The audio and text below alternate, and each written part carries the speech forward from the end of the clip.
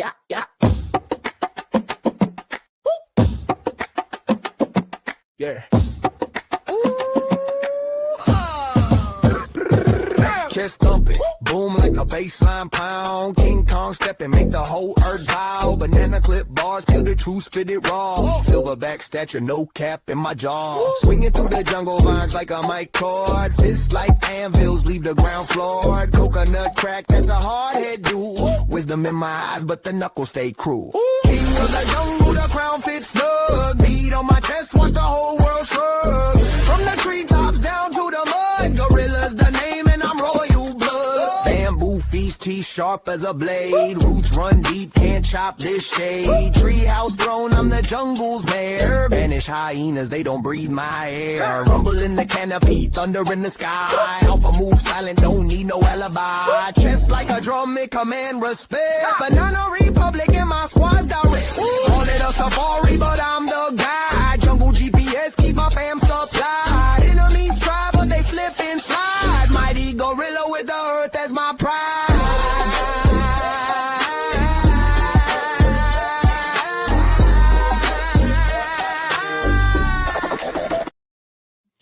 What's up, ladies and gentlemen? What's going on? What's going on? Welcome to another episode of Flipping Tables on the Black Men Unfiltered Network. Guys, I'm glad that you're here. We're about to have a powerful show tonight. I got some a new voice in the place tonight, man. A guy I've been following for a long time who has a lot of intellectual conversations online, so you'll know him when he comes up. But before they do come up, and I got another brother back there that's a brother from another mother, and all the other guys who are part of the BMU family, man, make sure y'all get in here tonight so we can have this conversation, because I think this is important for the community. Now, before that, I want to make sure we get some housing rules out of here. Make sure to support the channel, guys. Make sure you support the channel, because in order for us to do this every day, something's on this network. From Mr. Boomer, Flipping Table, Sports on Wednesday, Throwback shows on Thursday, Barbershop on Friday, man. We are in Sunday, the gray area with Mr. Bennett.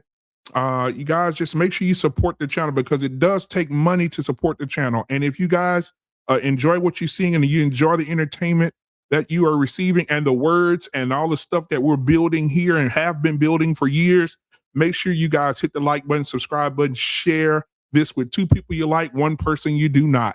And make sure we keep this rolling. And everybody that comes up tonight, make sure that you guys are following them as well, because we also, as Black people, we don't share a lot. We don't share a lot at all with each other. And I think that we were just talking about it backstage, how we need to support each other and not let likes and super chats send us to a YouTube hell where we can't even speak to each other, have a conversation with each other. So thank you guys so much for being here. I'm going to bring up the 2 guys that are going to start out the show as we go on. If you want to be a part of the show, the link is in the chat. If you want to come up here, your camera got to be on. I got to see your face in the place, because we got to understand what you're saying. All right. So I'm going to bring up my first guy here, my brother from another mother. Y'all done seen him over here a lot. We used to have a lot of great late night conversations in barbershop with the man who stands on business. He's a married guy. He has a family, ex-military. Give it up for my brother. Tyrus is in the building, man. Tyrus, what's going on, my guy? What's going on? Nice to see you, man. Happy New Year, by the way. Same to you, brother. Same to you, man. All right. Last but not least at all. All right.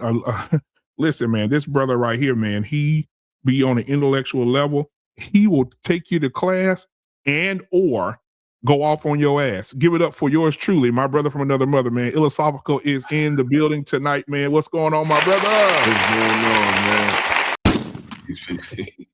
Yes, sir. Yes, sir. All right, man. Listen, if I want to make sure we understand tonight, I want to start off by saying, asking you guys how you doing, how's your family. Tyrus, start with you first, man. How are you? How's the wife? How's the kids? How's your family, brother? Man, family's good. We're just trying to stay warm. I just figured out what a snow quail was for the first time here in Ohio. So yeah, we're just trying to stay warm, man. How's your fam? How's your man? Good, man. Hey, I also want to congratulate you, man, that Shador made the Pro Bowl. We'll talk about that on another day, though. Right. You know, you're a big Browns fan, so I don't know how you feel about that. Philosophical is in the building, man. How are you tonight, my brother? I'm blessed, man. Happy to be here, man. Absolutely. Can you tell people before the show starts? We're going to do it in the middle of the show, after the show, too. But tell people how they can follow you, man, on all platforms. Basically at Philosophical on TikTok, on Instagram, Facebook, also. And yeah, YouTube is Philosophical Radio. All right, man. Appreciate it. Hey, make sure you guys go and like, follow, subscribe, share the content. If you don't like it, share it anyway. Somebody will. That's what I always say. All right, now, guys, if you want to give to this channel, you see the super chat down at the bottom right there. You also see that the scrolling at the bottom of the screen, you see the cash up if you want to give that way, it says if that's easier for you. Tonight, we got a show, Code Switching or Acting White, the lie we tell Black culture. Philosophical, what are your thoughts on code switching in the Black community? I know you're probably gonna cook real hard on this one. Code switching, like anything else, it's a time and place for everything. Yeah. And it's never what you do, it's how you do it. I mean, we all code switch. You know, the behavior I carry at work is not going to be the same behavior I carry when I'm out in the club. You know what I'm saying? But it's when we confuse these codes and make it seem like they're the law. No, it's just an adaptation to an environment. But when you try to take that other places and bleed that corporate mentality in an environment that should be vulnerable, that's when things get weird. So it's not really code switching, it's when not knowing when to and when not to code, in my opinion. Tyrus? I agree. And to broaden that point, I think a lot of times we struggle with when to turn that off. Sometimes we might bring that home or to work, and there's a lot of gray area in between there. It kind of happens, but we got to be a little bit more conscious about that overall. Okay. All right. I appreciate that, brother. Now, the first question I want to ask you guys tonight, though, is code switching a survival skill or a cultural tax placed on Black people? Either one of y'all can jump in. I think it's both, man. Yeah, me too. I was trying to say the same thing. You find every culture, ethnicity, however you want to break it down, it's got a certain, we'll say, style that flows in between subcultures and things like that, right? And so you could kind of say there's a code switching between Christians and Muslims, or there's code switching between Europeans and Americans, right? Maybe we'll probably talk about it today. Maybe there's code switching between Black Americans and those that are African Americans, right? It could be a lot of different dynamics to that. Okay. What about you, Illa? I mean, I agree. I feel like, code switching is something you have to do. That's just a matter of, it's just really adapting. You know what I'm saying? You just have to be, but it's a different when you change the culture of a person and the character of a person. Like that's when it gets weird, when the code switching infringes on culture and character, and I think it's just how people do a lot of things more so than the act of doing it. Like, I think we get so caught up in these words and these labels and these titles that we don't realize that words are just humanity's best attempt at explaining the phenomenon. You know what I'm saying? It could be what could be one thing. That a chair can be a chair like you sit in, but it can also be a weapon. You know what I'm saying? To use like words are just words. You know what I'm saying? I think people just need to focus on what they're trying to conceptualize, because the words creates the division and the segmenting of each other. Yeah, because I think that we see it a lot. And I want to go back just a little bit, because we definitely used to see it a lot with our grandparents. I don't know if anybody on the panel has got an opportunity to be around your grandparents or older people. But as far as grandparents go, like, you saw them code switch a lot. Like, they'd be at home and they'd have this different type of language. They'd be talking to you and it kind of, hey, goddamn it, and they get in public and they see somebody white or see somebody, hi, how are you? Hey, it's like a completely different person. Even the body language changes. Yeah, the whole damn thing changes. So I want to play this video. There's this guy who is he's a chef, a professional chef, and he has issues with, he said he's not going to do it, but I'm gonna let you guys see the video and we'll discuss it after. But he talks about code switching and how he's not going to do it. And he says, if he loses business or whatever it is, he's just not doing it. I'm gonna play this video real quick. We'll be right back. Here we go. is the thing that a lot of people from other countries do when they come to the United States. I should speak like this constantly so you're able to understand every single thing I say so that you know that I'm educated and I am no threat to you whatsoever. I'm tired of that shit. Tired of it. So when I was growing up, I'd hear my grandma, boy, no, go get some scrimps from downtown. No, boy, go to the port, get them scrimps. We switch up because people are looking at you and judging your intelligence by that. So I can talk like this, speak all these languages, have opened all these damn businesses, but I can't speak the way I speak. This is a direct connotation of my intelligence. I don't think so. I mean, a lot of cultures did that in the United States upon migrating here. You know, they lost a lot of their cultural identity because they needed to assimilate like 100%. A lot of light-skinned black people back in the day passed. Change the last name, drop an A, add an E, put an O. We're gonna make you just American. I'm just an old honorary black man at this point. I just don't do it, I'm not gonna do it. This is how I talk. So it's scrimps online, it's scrimps on my board. That's how I write it, that's how I say it, that's what it is. Thank you. Hey, Arpine, what's up? Thank you for being here, man. Start with you, man. What are your thoughts on the video? Are you talking to me? Hey, how you doing? What's going on? What's going on, bro? You know, it's good video. Hey, listen, you know, I think of course, we know code switching comes in degrees, right? Into your environment and shit like that. Right. Even though I was from Harlem, I went to Catholic school and I've always been around mixed race. So the way I talk has been the way I talk. And I've said this before on this thing. I've always been the spook who sat by the door everywhere I worked, you know, from my schooling, everywhere. Like I went to chemical engineering school in the 70s. I was like one of the only black people in the whole area. But I was also a member of a fraternity. I think I talked the same way to the guys as I did when I was in class. I mean, there's a couple of vernacular things I didn't do.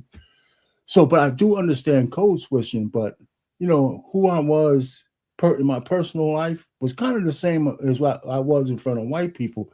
And I say this, you know, I said some things that the way they don't talk, but I really believe that I was more comfortable, I was as comfortable around white people as I was around blacks. That's just because of the way I was brought up. You know, yeah. And, you know, it's kind of funny because when I was in Texas, you could drop that link on your side too, bro. New York, and I'm going to finish this. I was in Texas. For your people. Yeah. When I came back in New York and I landed on this one, I made a wrong turn over the Brooklyn Bridge. And I went down into Harlem, and it was like a culture shock because I haven't been around that kind of, you know, so many, you know, brothers, you know, like that, you know, at every light, people hanging on the corners with the white t-shirts and shit and all that. I said, oh my God, you know. So, you know, I just think there's various degrees. Code switching happens, but if you have to do it because you're worried about a job or something like that, I think that's when it gets kind of nefarious. You know, like Jasmine Crockett code switches, and she's getting a lot of heat for that because she's a very educated woman. Hey, Ilosophical, what are your thoughts? Yes, I'll let it there. First of all, my mother's from Harlem, bro. I'm from Harlem too. Yeah, I lived in Spanish Harlem. Yeah. But I think the code switching thing, it just, like I said, it's just a time and place for everything. And I think the problem is people don't know how to turn it off, and the code switching bleed into like how they deal with each other, because I think where the lines get blurred is when we confuse manners and courtesy with code switching. Because sometimes our black people, we can get so caught up in the colloquialism that we don't realize that we can come off rude or disrespectful. And it's like, let's not act like having manners and being personable is code switching. Like that's when the conversation turned into, okay, now this is an ignorant thing. Because I think a lot of times our people think behavior, having patience, and being well-mannered, we confuse that with being uppity sometimes. It's like, no, there's nothing wrong with still having because if you know how to pronounce the word, why just say scripts? I mean, now if it's a business that is people that's real older and they from that era and they say that, that's different. But if you know better and you're just doing that, that is ignorant. It has nothing to do with white people. It has nothing to do with anything. It's like we got to stop giving them, because when we do that, it's like we give them the monopoly on behavior, because it's a difference between talking white and just behaving with class and dignity. And I think sometimes those lines get blurred, these conversations. Awesome translation. Welcome to the show tonight, my brother from another mother. And DL Saint, what's going on, my guy? Tyrus, I'm gonna get you in here, man. What are your thoughts on the video, man? Of what the older guy was saying? We're gonna work with DLC. If he would have just kept it as a marketing tool, whatever. But the fact that he's trying to make it more than what it is. And then what's crazy is like sometimes we'll use real history and accurate history for like wrong conclusions, right? Because I'll use one that's so you know, we keep it cordial. I'll use an outside group that this applies to, code switching. When he was talking about how we got to how Black Americans had to change their last names a lot of times depending on where they was moving. Polish people, before they were considered white, they would have last names, you know, typical something ski, right? Like Majowski or something like that. A lot of times for them to fit in and in order to get educated, they would Americanize their last name and then their last name would change to Majors. So that's just an example of how you would have to code switch sometimes. Unfortunately, part of your identity just to fit in with the crowd. You know what I mean? So, you know, a reality it's one thing. Him marketing it, it's another thing. All right, DL Saint, welcome to the show tonight, man. What are your thoughts? What's up? Salute to everybody on the panel, man. Brother Lost in Translation, man. Yo, he's putting out some music on his platform that's just fucking killing the game. Before we get into this, I just want to throw that out there, man. Get the brother his flowers, man. But hey, this thing with code switching, I'm in my mid 50s. I can remember back in the late 70s into the 80s, especially like the late 70s in elementary school, where the kids would tell me, man, you over there talking like you white. Because I came out of a private school and then had to go to public school with some stuff that was going on with the family. And bro, like the code switching thing, man, like it's like what everyone was saying, like, you know, when in Rome kind of thing, or it could be a networking thing, or it could be sales. Like you want people to be comfortable, so you're going to adjust to the room. But when I was a kid, man, I ain't gonna lie to you, bro. I stopped fighting. I just like, you know what? I'm just gonna talk to everyone else. You know, I'm not gonna ask you for anything. I'm gonna ask you. You know what I mean? Like I'm not gonna, if that person was killed, I'm like, he got killed. Like I know what a kilt is. Right, but the young brothers and sisters with me in the public school didn't. Right, so there was times when that would lead to you basically stifling yourself and hiding, your knowledge.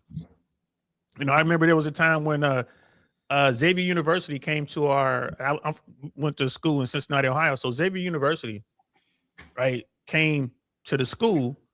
Our school, they brought their pep band and the jazz band, and they were asking questions like, what is it when one musician is playing an instrument? What is it called? I knew the answer, right? People were saying all these things they didn't know, and I had one of our hood dudes sit next to me. Shout out to my man Loki. I said, it's a solo. So Loki throws his hands up. Solo, right? And they kept going, from solo to duet to trio, quartet, all the way up to quintet. So finally, the people on stage. You could do this back in the early 80s. People on stage was like, you don't know the answer to these things. Who is giving you the answers back there? Because they couldn't see me, but they knew I was sitting there. Then everybody starts pointing at me. It was me. And they brought me out and pulled me to the side and like, you shouldn't hide your knowledge. Don't be afraid to hold up your hand. And I'm like, y'all ain't got to walk home this afternoon. Mm-hmm. You know what I mean? Like, I don't feel like fighting today. So I'm going to give them the answers and let them say whatever. But that code switching thing, I think it stifles a lot of young people, and they stop, showcasing their gifts, and they begin. It's actually a code switch, isn't it? You're going from being able to speak the Kings or whatever we speak over here in America to using the hood lingo, and you're no longer going to continue that line. Like, I'm just going to go ahead and conform and code switch and just use this hood stuff. So it could work either way. I just think that, first of all, I think this is a great conversation to have, but I want to hear everyone else's opinion on this as well, man. I think, we code switch as adults because it's appropriate for what we're trying to do. But as kids, you might be forced to code switch because you're tired of getting picked on or you're tired of fighting. All right. So we got Lost in Translation in the building. We got John Galt, man. Thank you for being here, man, coming up on the panel. Lost in Translation, then we'll have John hop in there. Go ahead, Lost. What are your thoughts? Here's my thing. Most of the time, when people code switch is to make everybody else feel comfortable. You know what I mean? I've seen situations where you can be of a certain level of intellect and people will be offended by that. You see what I'm saying? So most times when we do it is to make other people feel comfortable so we can continue the conversation. There have been several situations where I've entered into a particular room and people didn't think that I should know something just by looking at me. You see what I'm saying? And if they really didn't know who I was or what I was capable of, then they wouldn't do that. So most of the times we do that to protect other people. I can remember a couple of times, man, going to different classrooms or meeting people in different places. I remember one restaurant we went to. I met up with a few friends of mine, and they had this piano sitting outside of the lounge at this hotel. And of course, you know, they were playing on it or whatever. And then all of a sudden, I sat down and started playing Moonlight Sonata in D, and they were amazed. And it was like, well, you didn't tell us you know how to play the piano. I said, you never asked. You know what I'm saying? Sometimes your genius doesn't reveal itself until it's that time. And I think a lot of times, most times, we don't reveal our genius to other people because it makes them uncomfortable. So I really think that when we start talking about code switching, it's one of those things where a lot of times people think it's to dumb ourselves down, but more than likely it's usually to protect the feelings of other people because sometimes they may feel that they're unaccomplished or what they're doing is not special. But at the end of the day, we all have something that we're good at, and we really shouldn't shy away from that. But that's how it is, such as life. Most people do that to protect other folks and not so much as themselves. All right, man. We got John Galt. Then I got another question for everybody. But John Galt, welcome to the show tonight, man. What are your thoughts on what you've heard so far or the video that we played? I'll be honest with you, I didn't see the video, but I make my money in the hood. I would say 85-90% of my revenue comes from Black people. Ghetto-ass Black people, working class Black people. No rich Black people, no Rolex wearing Blacks. Working class Blacks. And I think from that standpoint, I don't have to code switch. Hell, I'm talking to people who wouldn't even respect me if I did. Now, I'm a software developer too, so when I go up in that world, I got a code switch. Be somebody else, talk to kings, English. And I think that, you know, and I'll give you an example of what I mean. I'm living in the ghetto. I live in Southeast DC, Martin Luther King, Malcolm X. The only businesses that were open during this snowstorm were Arabs and Chinese and whoever the hell own businesses. Those are the businesses where you don't have to code switch, but the Blacks have tried to elevate themselves above that. Now they got a code switch. And I think that's the problem. Like, I'm really curious to know, and I'll yield with this. What percentage of you guys' revenue on the channel, I'd love to hear your answer, is generated from Blacks? I'm just curious to know. Not a job. I'm talking about like going out in the ghetto in the streets, selling them liquor, beer, cigarettes, whatever the hell that the majority of Black people buy, clothes, shoes, rent. I'm their biggest bill. I'm the landlord. I'm the biggest bill. Before they pay their Anton Daniel Patreon subscription, they better pay me first, or they be out on the street listening to Anton on their phone. So I'm just curious to know, what percentage of you guys' revenue do you get, your income do you get from Blacks? Philosophical, you can answer first and we'll go around. Not a whole lot. I guess it depends on who buys what the product that for the company I work for. But I guess content-wise, I feel like Black people support me in that realm. Yeah. As far as my 9 to 5, it's a range of people. I can't just say it's all Black, it's all white. It's just the average middle class or less person. Lost? None of it. I'm just being honest, man. Tyrus? I guess 13%. You know, I'm 100% P&T from the VA, and I get my money from the stock market. So, 13%. That's what makes up this country, right? R-Pain? Well, when I was working, none of it, other than taxpayer money, I worked for the Department of Defense. I tried my hand at entrepreneurship, and it would have probably been like a 50-50 split for what I was trying to do. But most of my whole life is I worked. You know, that's it. Did you work for the government? If you don't mind me asking you, because I Yes, live here I in was. Washington D.C. Did you No, work no, for? I worked in. I was in New Jersey, But you Texas. work for the government, though. You work for the government. Yeah, Department of Defense. Yeah. Yeah. Okay. All right, DLC.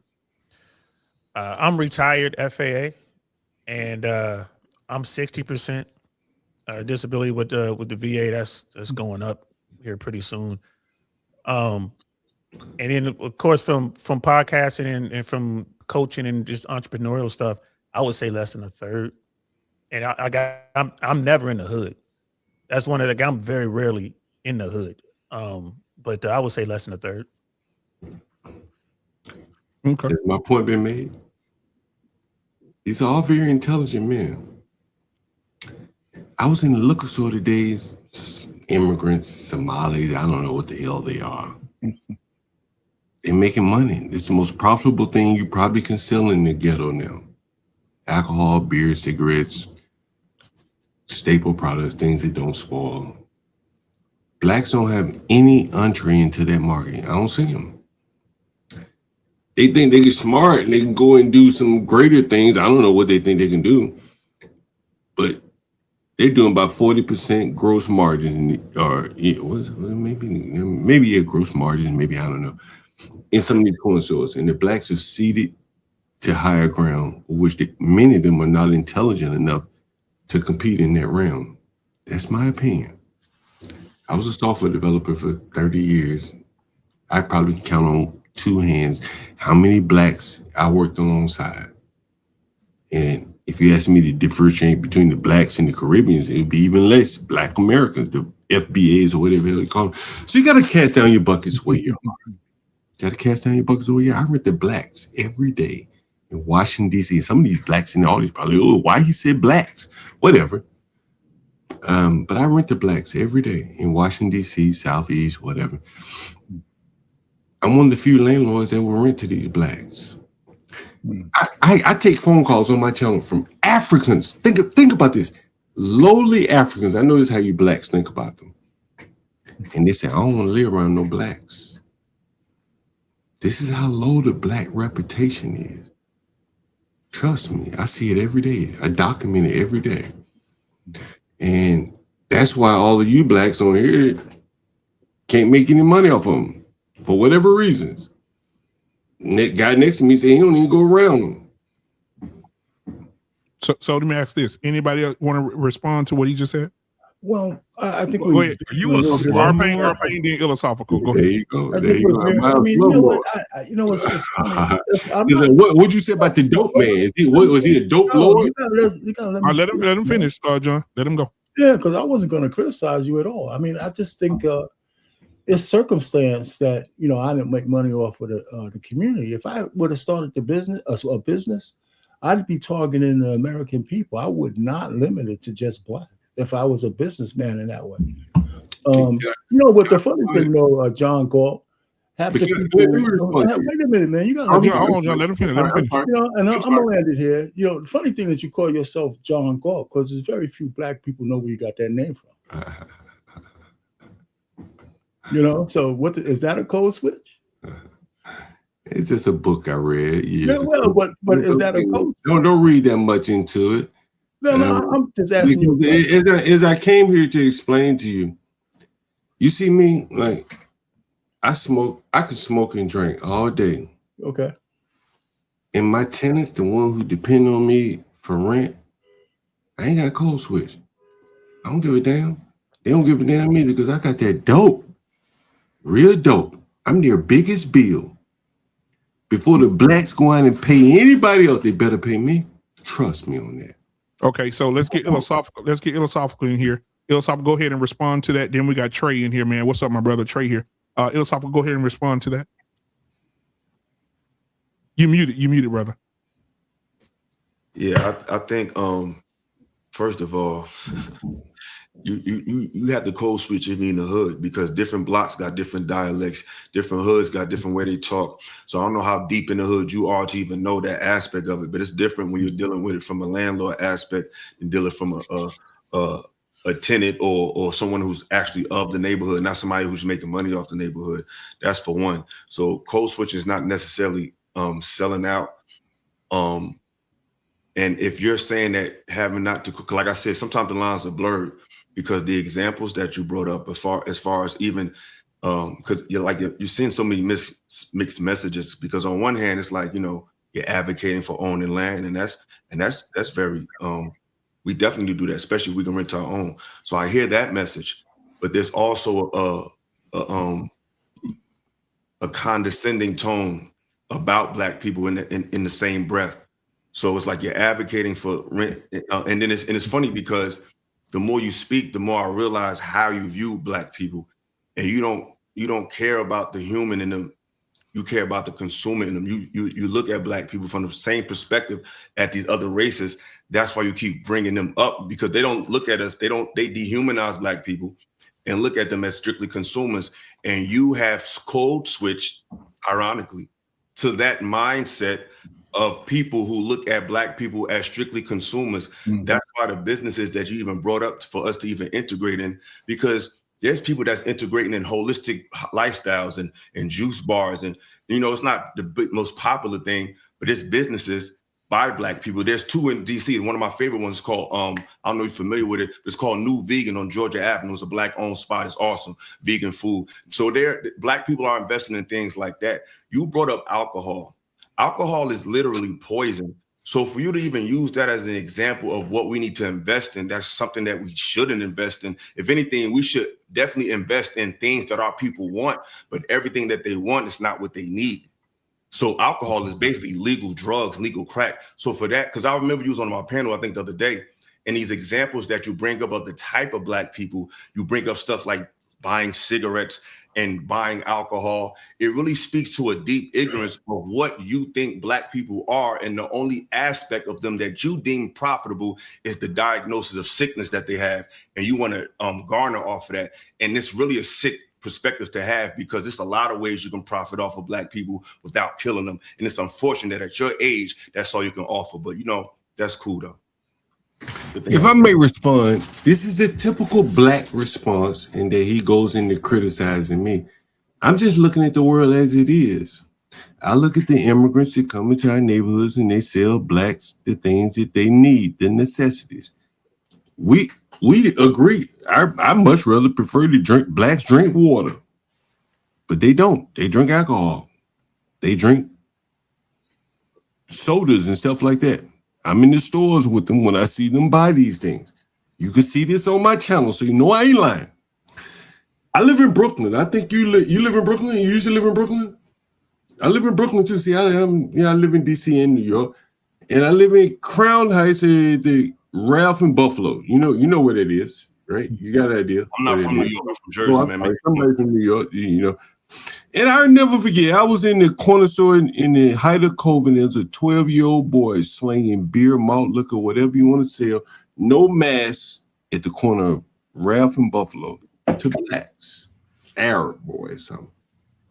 And I said, damn, like, the Blacks could be here doing this, but here's an Arab boy, and they may be sending money out of the country, who knows? And you got to accept the world for as it is. If you own the liquor store here, you could be there to try to tell them stop drinking so much.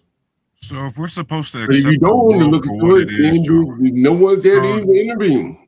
John, if we're supposed to accept the world for what it is, the statistics show right now that the entire country, which includes Black Americans, are drinking less. So why would you recommend to Black Americans to open up a business that might be a failing? Well, people are drinking less in the aggregate, but not maybe down on the level. See, like, here's the thing. In my neighborhood, there's one liquor store. You on deck, Trey. In your neighborhood, there may be 3 or 4 liquor stores. So now they got to split the revenue amongst a smart group of people who are cutting back on alcohol. But over here in the ghetto, I'm on Martin Luther King, Malcolm X. These people ain't cutting back. They ain't read the statistics that you're talking about. So John, hold on just a second. So Trey want to respond to your comments as well. Trey, what do you got for me, brother? Go ahead. And welcome to the show, man. What's good? I don't know if I necessarily want to respond. I mean, he's entitled to whatever opinion he may have. However, I think if you get around some white folk, you'll see that we're not that much different when it comes to alcohol and liquor and cigarettes. I happen to live in a white community in Howard County, Maryland. I'm from DC, born and raised in DC.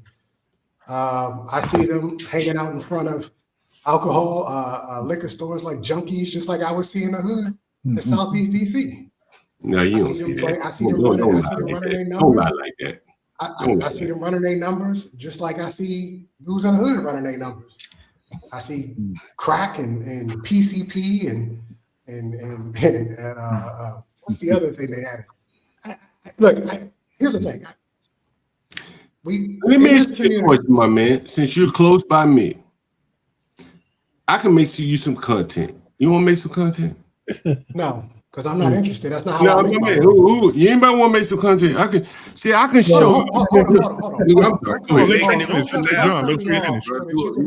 John, you cut him off right now, bro. My bad. I'm sorry. I'm so sorry about that. At the end of the day, this whole code switching thing is necessary. Like I said, I'm from DC. You can't go into meetings and interviews saying area and Maryland. You can't do that. It won't work.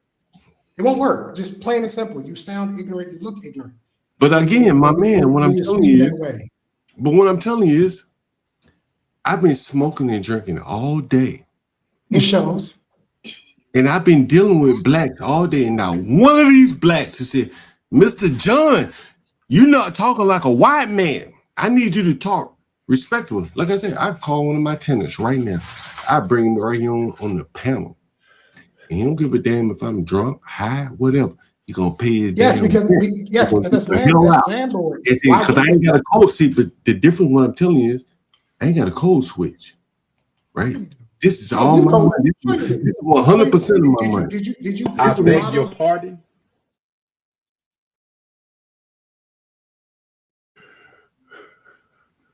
Did you buy those dwellings cash where your tenants live at?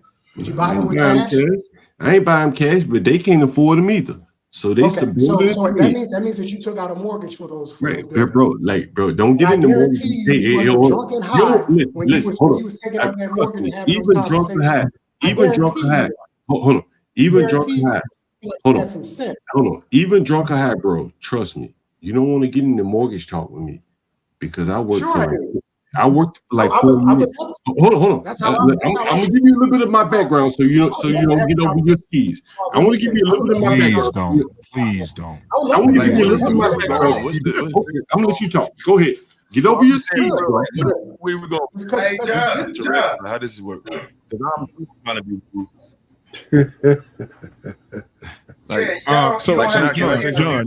John, you derailing the conversation. We're not talking about mortgages. We're not talking about any of that. Yeah, they ain't gonna do that. We want to stay. No, we ain't gonna bait nobody. Ain't trying to get nobody to talk about no mortgage. Trey ain't stupid. So what I'm saying to you is that we're derailing the conversation. Welcome, creator, to the show, man. What's going on, man? Black Patriarchy is in the building. Appreciate you, brother, for being here. But DL Saint had something that he wanted to add to the conversation that's about the conversation. And then Philosophical, we'll come back to you, Laos. We'll go back around the room. DL Saint, what are your thoughts? So there was the bit when I said, like, I don't go to the hood, right? And anybody on the panel understand and probably respect this. I'm living in Florida. I'm not from Florida. I'm from Cincinnati. When I'm back home, I'll run through whatever hood because I know all the codes and I know how to move at home, right? And I know my people at home. I lived in LA for 25 years. Like, well, I'm in South Central, or if I'm in Pacoima, if I'm in Watts, you know what I mean? If I'm in Inglewood, you got to know how to move out there, bro. I didn't live in them places either. But we're talking about, the question was who has done business with, like, what's the percentage of black people you're doing business with? About a third. But my business isn't conducted in the hood. I do a lot of coaching, right? I do a lot of networking events. You got to come to me, right? And yeah, every now and then I might do something, on somebody's block, but that's not where my money is. But, just that whole point, man, it's like, I'm in Florida, man. This is a Second Amendment friendly state, and I know how to move. You know what I mean? So it is what it is. Why? Because that's what I grew up in. And, I want the best for my children. I want the best for my daughter. So, we're going to live where we live. But I don't take that as it's like, I don't mess with our people. And then I kind of like I'm listening to what you're doing, and I'm like, all right, bro, like you doing what you do, man. Get your money, man. But what's the difference between you and the Iranian or the Iraqi or the Somali? You know what I'm saying? What's the difference? What I'm trying to explain to you is the difference. Hold on, real quick. Difference is, like, hold on, before you come in, John, because I know you're gonna be a minute. The difference is we from here, and how can you work? How can you go in, buy cigarettes? Your granny bought cigarettes. Your papa and them bought drink party all these years, and then when you get the opportunity to get in a position to serve your community spirits, all of a sudden we black power. But tomorrow you're gonna walk in there. We're gonna have graduations. We're gonna have all kinds of celebrations, and we're gonna purchase liquor. And that liquor is going to be seldomly owned or purchased from black people. So we can't get in these spaces and be like, well, one career is more admirable than the other career. At the end of the day, we men, we fathers, we leaders, and how we generate revenue is how we generate revenue. Now, these other people out here generating revenue from us don't have any moral compass, right? When we wake up tomorrow and go get hair, liquor, food, whatever it is we getting, it ain't most majority coming from us. So I feel where we coming from, Illa. No, listen, man. However, hold on, John. Hey, but I'm almost done, brother. Hey, John, don't cut nobody off, John. We let you speak. I got you. Go ahead, Craig, to finish, bro. My bad. I'm seeing super chat right now for interrupting, man. I'm really sorry about that. Yeah, you good, man. Hey, I'm actually trying to, you know what I mean? It's only two of us in here thinking like this. Everybody else probably feel a little differently.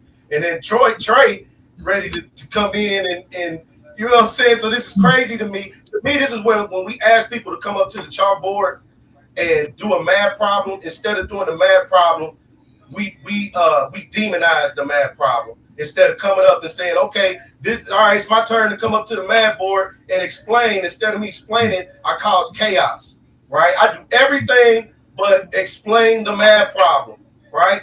The teacher didn't ask you about the social construct of the math problem. It just said, explain the math problem. Now, for those in the room that understand the math problem, great. But those that don't, right, that's where sometimes we may have to get a little deeper. That's why I say, hey, if I don't understand something, I'm cool enough at 50 plus even to humble myself with our rich asses, right, and get more gain, right, from those in fields that I've never touched foot in. I want to hear how to get liquor flipping in my area. I want to hear my man's Trey. If he's in real estate, I'm in real estate. I want to hear exactly what your strategy is, right? So that I can win. Same with DL. Cold Rain Road can be brutal, up and down. You understand? When you in Cincinnati. You hear me? So yeah, we absolutely should come to these spaces. I don't think to demonize, but to share the knowledge that we have, right? If we can utilize it, great. If not, salute the win. Like, let me explain to you guys. But I'm curious, just real quick, if I can ask this question, just real quick, brother, when you go to make that $100 million real estate deal in wherever city, maybe it's a 4 or 5 city deal, are you going to code switch in the sense that when you come in there talking, you're going to talk like you're in a barbershop or you're going to talk like you're in a boardroom? I'm just curious. Yes, because I do that now. You know what's most important about any deal? I got you, John. Hold on. You know what's most important about any deal are the facts. When I come in, I talk just like I talk now, right? I don't use a lot of S's. And the reason I can do that is because a lot of, just like John and myself, we use our income. Because that's the reason I had to do that, because that lane switching, them lanes you talking about, AI and a lot of those jobs don't want people like myself in there. It's challenging. So, and I got bills to pay while I'm trying to fill out applications. So guess what? I got to make something shake on my own. And when I discovered that $200 a day, if I made it or I go work for somebody else, it's still $73,000 a year. Well, it made sense to me to go make my own $10, $20 bills.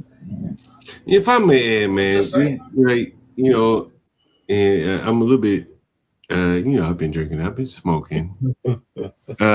But, you know, what I want to say to you guys, and I know where I was going with this. And again, I have a finance and a software background. So I'm going to try to give you some game. How many of you are familiar with gross margins? Does anyone know what gross margins are? Yes. Right? Right. And so you understand if you are valuing a business, one of the statistics or data points you would look for would be like the gross margins of a business. Right? Right? That's a very important. Mm-hmm. Right? Am I wrong? If I'm fucked up and I'm drunk, correct. Yeah. You speak Gross margin is very important, correct? Because you are Gross buttered. margin is So very important. Am I wrong about that? If I'm wrong, I'll stop right here and we somebody else discuss. Gross margin is very important, correct? Don't be too buttered, John, because then we gonna lose Yeah, focus. no, it's Go gross ahead, margin. speak your piece, bro. If you were gonna buy a business, if you were gonna buy a business right now, if you're gonna buy a business right now, what statistic would you look for to buy that business? I'm asking you. I'm looking at the gross margins. What would it be? It would be gross margins. That's the first thing that I'm looking at. Okay. So now I'm asking you this question. Okay. No one else answered the question, so we have to go with your answer.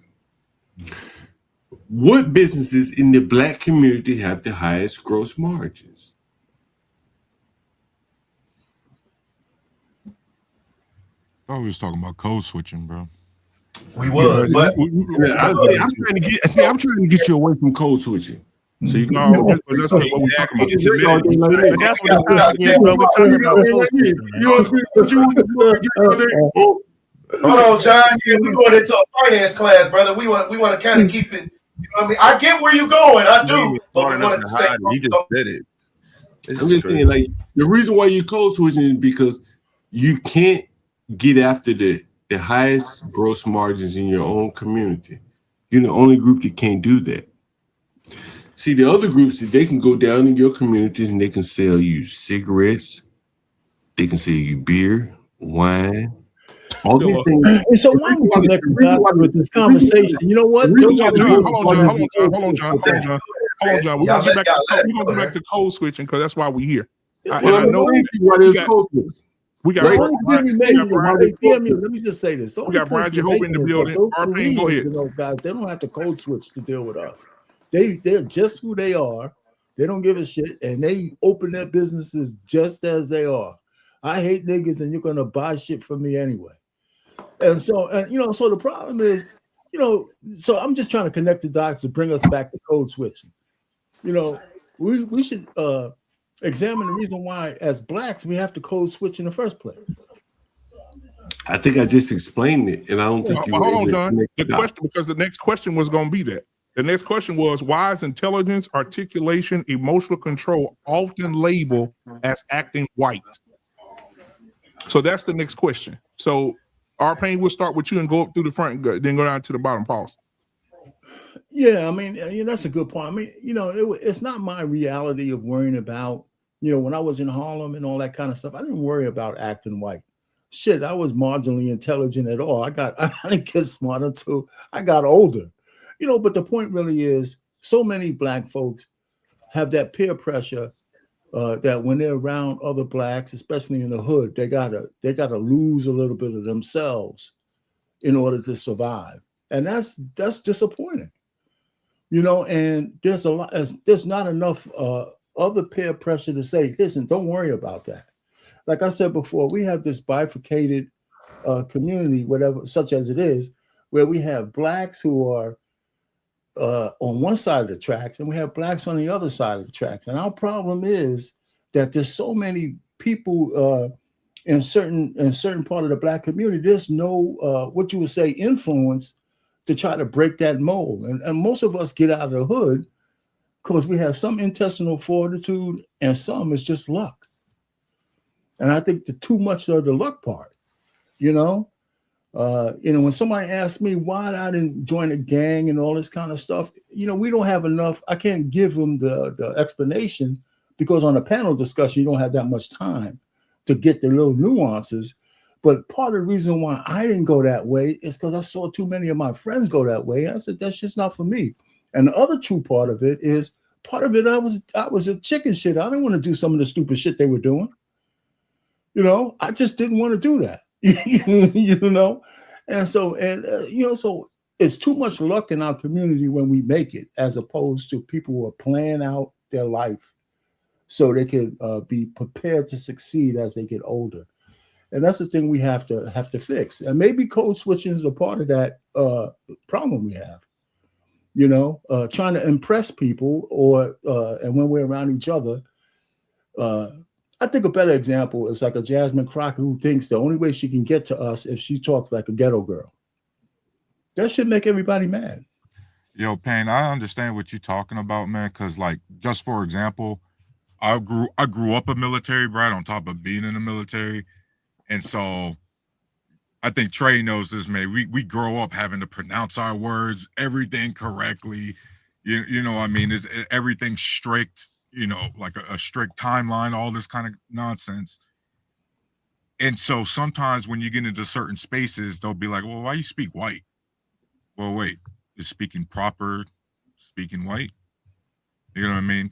And so I get sometimes where you'll see, okay, well, speaking proper in, like, let's say you working at, customer service or something like that, compared to how you talk at home, how you talk, at a family function and things like that. I understand that, but Payne, a lot of the times what gets me is that we'll attribute code switching to hobbies. Like, we'll say snowboarding's a white person thing, right? And so, you only snowboarding because you're trying to be white right now. Why can't somebody a black dude just like that shit?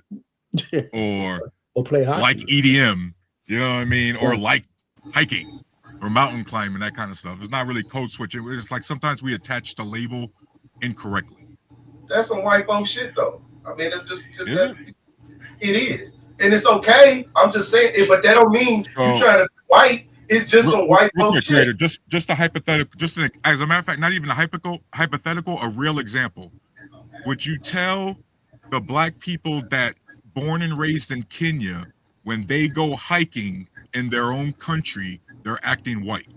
No, I would not. You know why? And what are we talking about? Because they're around themselves. They're around their own people. It's nature. It's outside. My point, I get it. I'm not saying, like I said, I'm not saying it's wrong. I'm just simply saying, again, but to your point, it's not wrong, but it is white folks shit because we haven't like, you know how they take our stuff and for some reason it's ours, but for some reason it's white folks shit now. You know what I'm saying? Hold on, John. I'm sorry. My bad. I'm sorry. Right, that's what I'm saying. So we would take those things, right? And when we now popularize it, it becomes ours. And so no, it's not, but it is for right now because they are the majority population indulging in that activity, if that makes sense. Where we are here, right? We ain't talking about Kenya or any of the Africanized countries. So a white person. Let me jump in, man. A white person born and raised in Kenya, and now they go hiking. Are they trying to be black or be Kenyan? This is what I'm saying. Like, this is what the blacks. Hold on, John. Like, Hold on. No. Let's mine this out.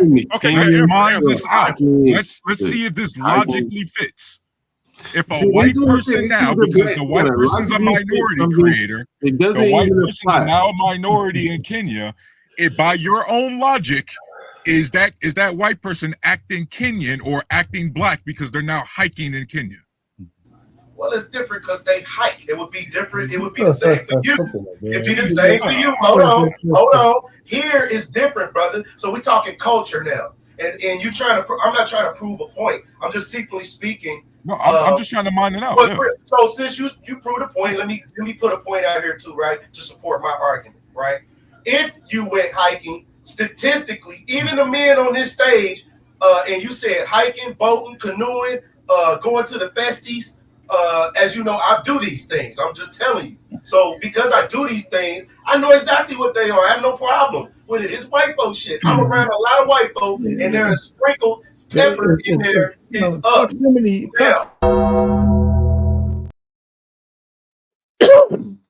Hey, black man. Black man, can I say this? Communicate everybody else. And up north, people will say that's white people shit. Like if you were in Pennsylvania, people think hunting is white people shit. But not down south. A lot of blacks hunt. It's okay. if we indulge in each other's cultures, but it's not. It's No, like we're not going to try to act like culture. That's your culture too. If you're but what we do here in America is just what it is, bro. Now I can't. You're not getting ready to go to. You're not going to go nowhere. And if we all look at it a certain way, they say, "Hey, that's black people stuff," or "That's white." That don't mean we can't indulge, but it is what it is. That's Mexican stuff. That's what they do over there. If I'm a samurai, am I trying to be black or am I trying to be like the samurais? And what culture predominantly practices samurai? Okay, hold on just a second. Hold on, guys. Hold that thought. Let me get these super chats out the way. Thank you, Urban Landlord Clips. Appreciate you, brother. Thanks for having me. The Anger Man is in the building. Anger Man, if you want to come up, man, the link is in the chat. $9.99 super chat. He said, "You're not talking when you speak proper English. You're actually talking when you use slang and broken English." That's correct. He's correct. Yo, what I would say, man, honestly, the blacks, and Jeff, you on that? And I'm including myself. Brian, you after Uncle Jeff. Like, what's comfortable, what's natural to you? Again, you see me smoking and drinking. I deal with my tenants like this, the whites and the blacks. I got some good dope, but nevertheless, I don't have to code switch. I do this all day. You already said that. You blacks, hold on. You blacks, you got to get up and go in the office. We've already cleared it that most of you blacks can't make your money or don't make your money from other blacks. If you made your money from other blacks, you could talk a little slang. You could smoke a little weed. Hell, most blacks smoke weed. You could be a little lax with your customer service. Hell, most blacks understand that. But when you go into the white man world, now you got to get to a level where most of you blacks probably have a hard time fitting without a lot of extra effort. I ain't put in no effort to be black. Nigga, I'm black. Through and through. It's easy for me. I know what the blacks want. I can sling that dope to them because I know what they want. I know how they want it. It's very easy, and they ain't tripping about me showing up. They ain't showing up about me. But I guarantee you, my dope hot because it keeps selling. You can call me what you want, but my dope keeps selling. Well, we know all you run your mouth, the dope keeps selling. I bring one of my tenants right here on the stream. You ain't got no dope. All you done said, I can't make no dope from the co-sign this right now, bro. You've been co-signing the whole time. Hold on, John. Go to co-sign that. John, we got Uncle Jeff in the building right now. Nobody got no dope here. Hey, John, hold on, John. We got you Uncle understand Jeff. at the level. Now, Uncle Jeff, and then Brian. But Uncle Jeff, what do you have to say to Mr. Galtman? And John, let him finish his statement before you jump in. Uncle Jeff, go ahead. Yeah, and peace to the chat. I'm just asking that while I speak, everybody be as grown as I was while they were. Everybody here done been to court, and everybody here shut the fuck up while the judge is talking, which means that when you interject while other people are talking, you're making a conscious choice to be disrespectful. With that out of the way, I really clearly do not understand the pressure put on the ability to speak the king's language, to speak the king's English. You know, the shit they teach in 5th grade. The pressure put on me because I can also talk to the niggas because I'm from 60th and Damon in Chicago. I don't step away from either. And I don't allow either side to ridicule me for either. Take a very good look at the You Talk Black crowd. Take a good look at the people you concerning yourself with. Most of these people don't have good credit, passports, or cars in their own name. This is who you're discussing, who you have disdain from. And fuck them. I don't have any concern for if you really, and I have said this for decades. I'm the most militant individual I know. And any Any knuckle dragging ass porch monkey that wants to test my blackness can meet me at a library and we'll see whose ass is the blackest. With regard to the question about the samurai creator, I think and I'm gonna ask you if you have a passport, and if so, have you ever been to China? Because the first samurais on the earth look like you. This concept, the concept and this is what I feel is disingenuous of the whole panel, to act like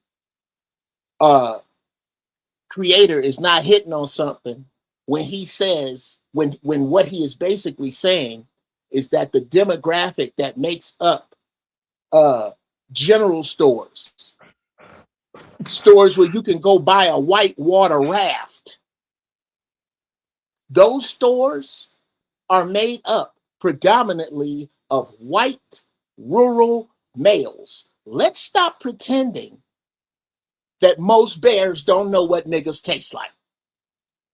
Let's stop playing all of this trying to jump around like all of you have relatives that always, yes, I will bet that most of us here have relatives with basketballs. Most of us here probably don't have relatives with honest to God climbing hooks.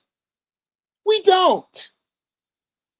Can we pretty please with sugar on top put a little integrity into this and say that there are certain things that are predominantly done by certain groups of people because of culture? There's nothing wrong with admitting that. And on the other side of it, fuck anybody there. I don't know nobody. I don't know anyone. Well, I speak both languages. I don't know nobody I respect that ridicules me for being articulate that can help me do shit but fight or move. I'll leave it there. All right. Brian Jehovah is in the building tonight. Brian, what are your thoughts on what we're talking about tonight, my brother? And what you heard I wish I would have caught the beginning of y'all conversation. Can you give me like a cliff notes of everything so I can answer the question correctly? Yeah. So we're actually talking about code switching. And the question I just asked was, why is intelligence, articulation, or emotional control often labeled as acting white? That's a good one. I'm gonna say this. For me, I'm gonna speak for myself. For me, I understand that my language would not fit in certain spaces where I go to in life, right? So I always keep certain type of people around me that can articulate themselves better than I can, you know. I know there's black spaces where I know if I want to get a contract or do business with them, I know I can't come over there and talk to my people in speaking the slang, talk slang to them. But that's just how I talk, you know what I mean? But I'm aware that I got a friend or I got a homegirl that I know that they can articulate themselves and talk to certain demographics of people, certain type of people in a certain stature that I need, you know what I mean? So yeah, I think code switching is important. I don't see nothing wrong with it, especially if you want to get some money. You know, if you want to go with the white folks, and I know I ain't finna wear no suit and tie. So guess what? I'm gonna send one of my partners over there that I know they can fit in that type of lane. You know, I don't have no problem with it. So even with certain, black bourgeoisies that I know out here in Dallas, I know goddamn well I can't talk to them like I talk to my partners on the phone. So I got to come with them with a certain type of respect, a certain type of angle, a certain type of I hate to use the word, but meekness a little bit, so they can feel comfortable with me, so I can get them contracts. So by me knowing that, guess what?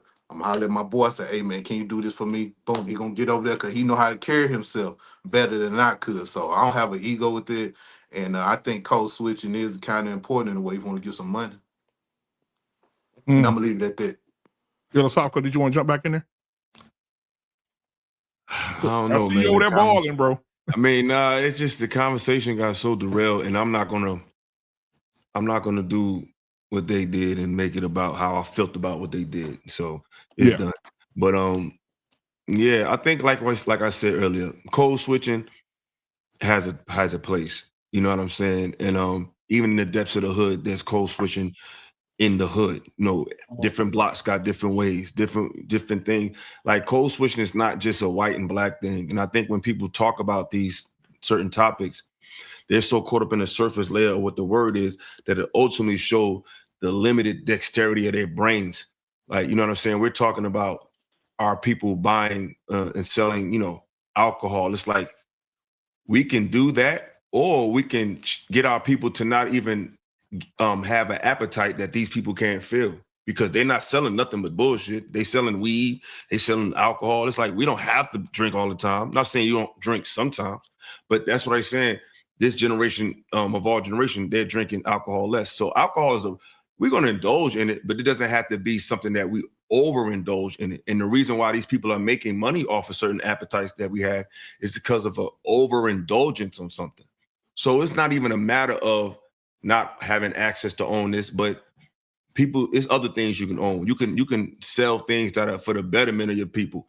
And just because it don't make the most bread right now, that don't mean that it's a bad thing, because at the end of the day, you don't know what every man needs to feel content. Like one person might need 5 million, somebody else might need like 250 a year, 300,000 a year. And they feel like, hey, I'm making 350 a year off a holistic herb store versus somebody who's making 2 million a year off of alcohol. It's like, at that point, it's subjective. So ultimately, when we jump so adamantly on these topics and we so apt to speak our opinion, we really show our ignorance. You know what I'm saying? Because we definitely should own things and help each other. But if the only thing you can do is relate to the lowest version of black people, I don't think you even know black people at all. Ooh. Damn. Ooh. So before anybody else go, can I respond back? Does anybody want to go after that? I want to respond. Yeah, I want to respond. Hold on, John. I want to play this video real quick. He's a celebrity or whatever, and everybody knows that he code switches. But I'm gonna play what he said and how he said he felt, how he got comfortable code switching. Here we go. This term code switching, which is that you adapt to the cultural environment that you are in that moment. Your movements, your speech, the way you speak, syntax, everything. And I felt some kind of justification when the leader of the free world was also doing it. Once I saw Obama doing it, it put me in a position to go, oh, actually, you know, it's interesting. Everybody does it. Thoughts? Well, not everybody. Well, one of the reasons why everybody does it is because it's a form of, listen, this is more about confidence than anything. You don't want to look stupid when you're having a conversation with someone.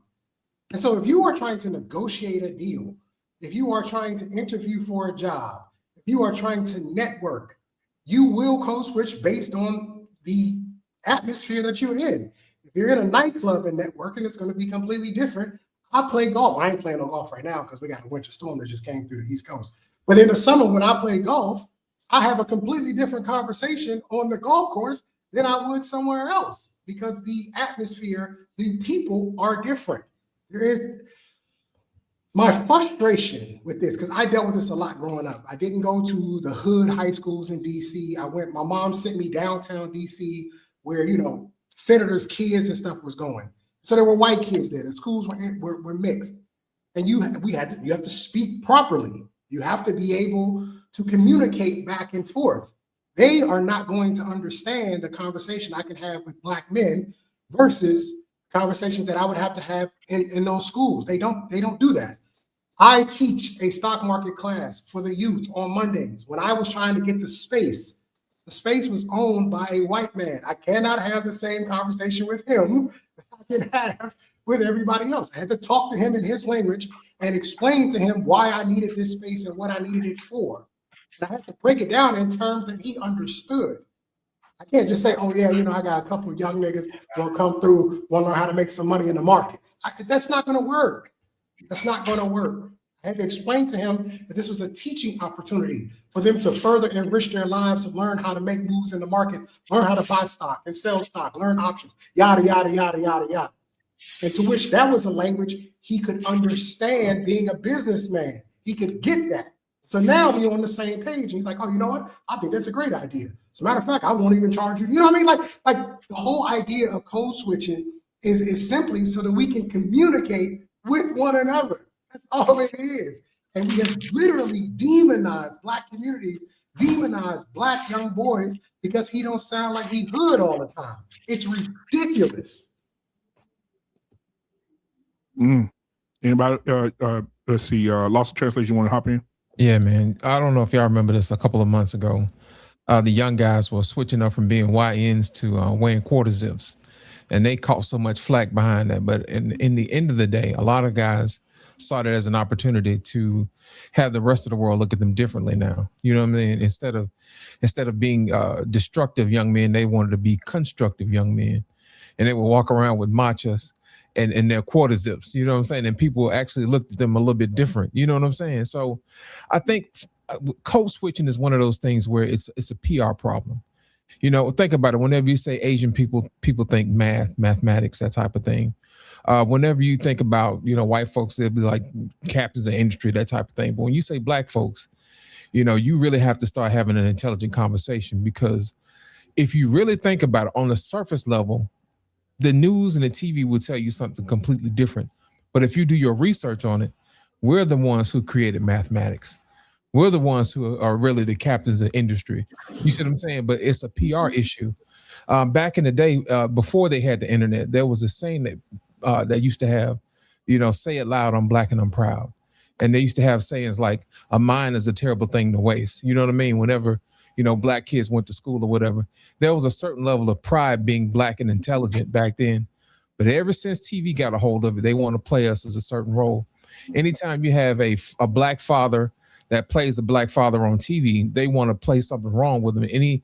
Anytime they would have something wrong, like Cosby was probably about the only guy who was one of those guys who was successful that was on TV or whatever. Then you have guys like Uncle Phil, you know what I mean? That type of thing. That little range of men, those guys were positive viewpoints of Black fathers. And then when we got away from that, they start removing them. And all of a sudden the story began to be weaved a little bit different. Now Black men are deadbeats. You know what I mean? They're shiftless and all this other stuff, and they're lazy. And we ain't never been any of that. You see what I'm saying? It's a PR issue. So I think that we get back to making it comfortable for Black men to be the face of intelligence. And I think that's when we'll start moving in a different direction, instead of looking at Black folks as if we're some type of cattle, you know, to pay our rents and all this other stuff, you know. BMU, one of the things that I wanted to kind of mine out with the code switching topic overall is,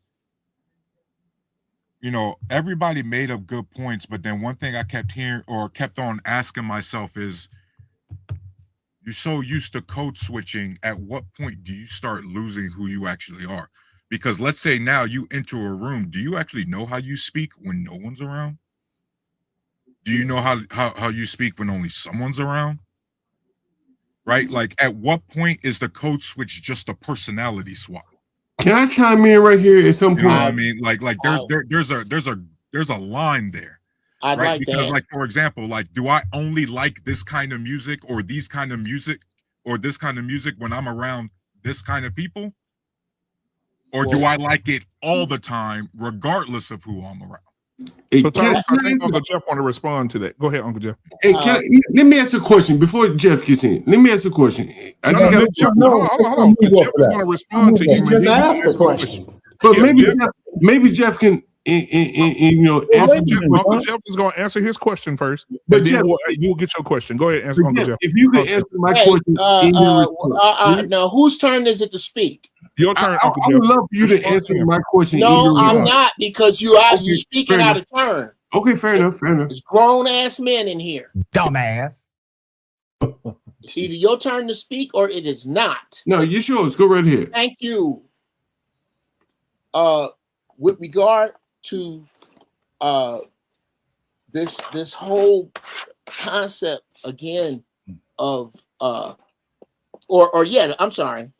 I lost my train of thought. I wanted to answer the brother's question about not losing yourself. Mm-hmm. That and I'm gonna say this with as much love and respect as I can, that's not even a black problem. That's an American problem. Because if you go to any other country, most people speak 3 or 4 languages. We the only dummies. I ain't felt stupider than when I was in Germany. Holy mother of God. You want to feel stupid. You take your ass out of this country. The concept of only being able to relate to one people, and if you can't, you are somehow abnormal.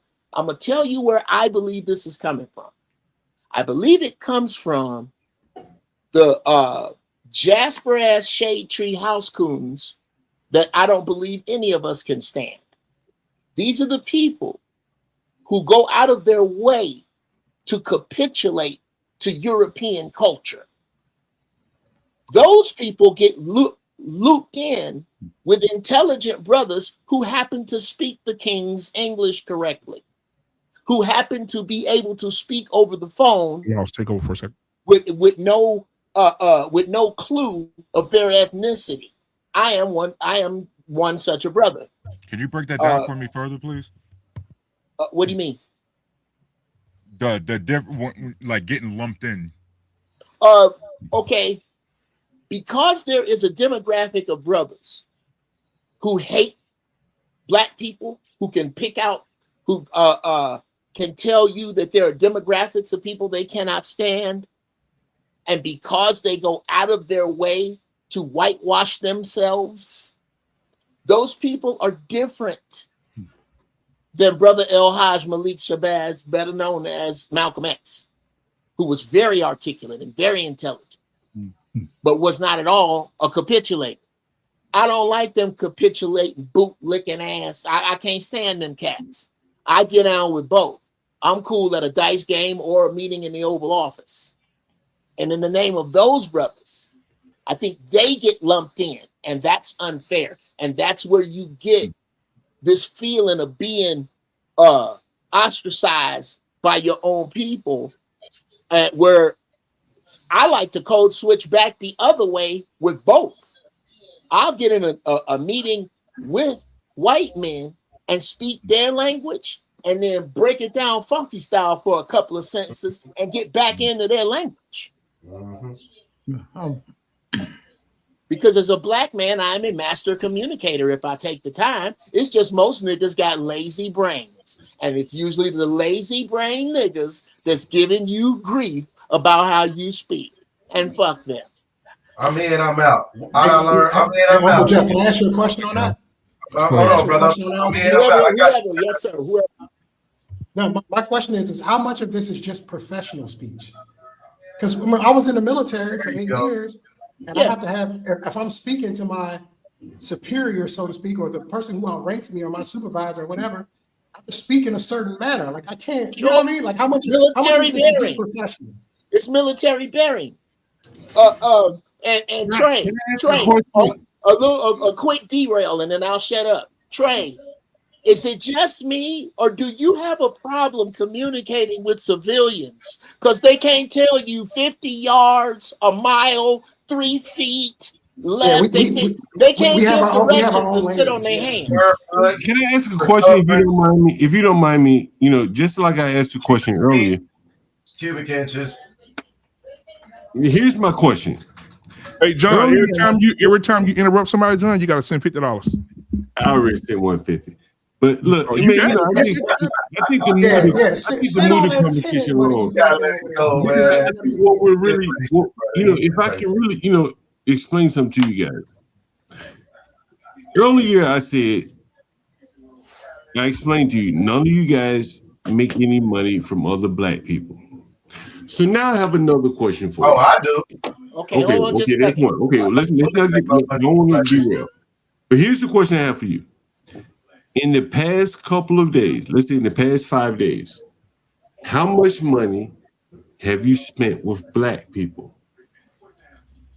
I answer that money. If you tie it back into the question of the topic of the panel. Yeah, I'm just curious to know. And then we got Marvelous Opinion after that. Yeah, I'm just curious to know. If you don't mind answering the question, how much money you spent with black people in the last 5? Now, I'm not talking about super chats or cash apps and like that. I'm talking about for physical goods and services, plumbers, electricians, whatever.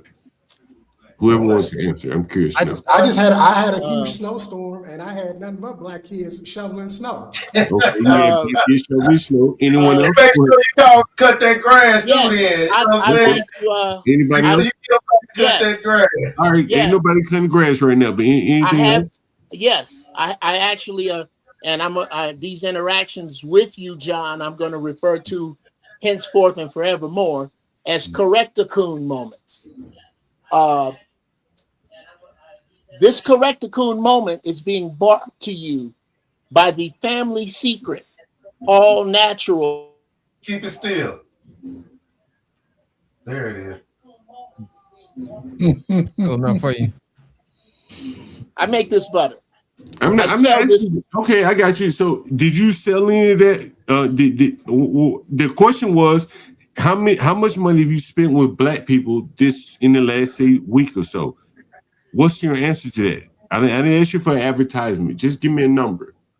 Well, it's feminine to talk pockets. Okay, if you don't want to answer, that's fine. I'm gonna try. I'm gonna try if I can do it. Can I answer your question uninterrupted? I want you to be feminine. I want you to be feminine. All right. Well, hey, man. Hey, it's your. I can leave the shit. I can leave you ignorant. It doesn't matter to me. So I don't want you to be feminine. Okay, yeah, we'll leave it alone. Next question. John, let me ask you a question, John. Hold on, John. So, John, because you're derailing the whole show right now. So let me ask you a question. What does that have to do with the price of tea in China? Okay, I'm going to explain. Asking us who spent money with black people. I'm going to explain to you.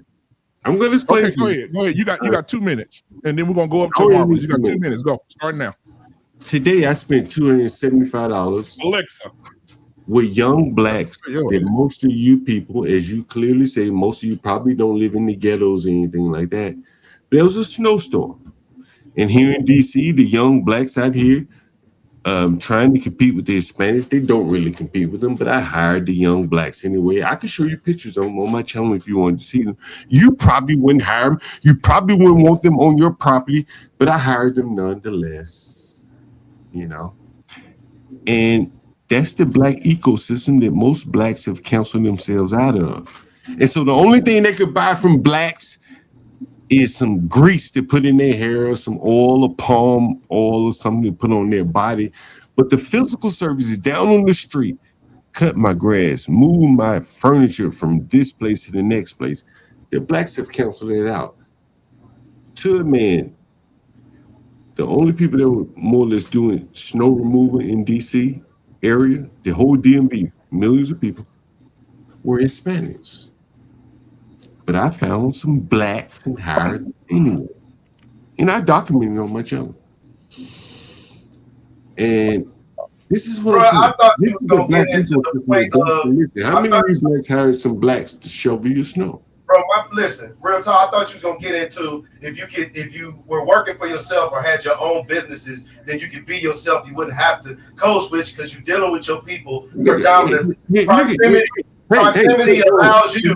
Proximity allows you. Hold on, brother. This ain't show and tell night. I don't want to see nothing. I want to talk. I want to talk what we talking on. Hold on.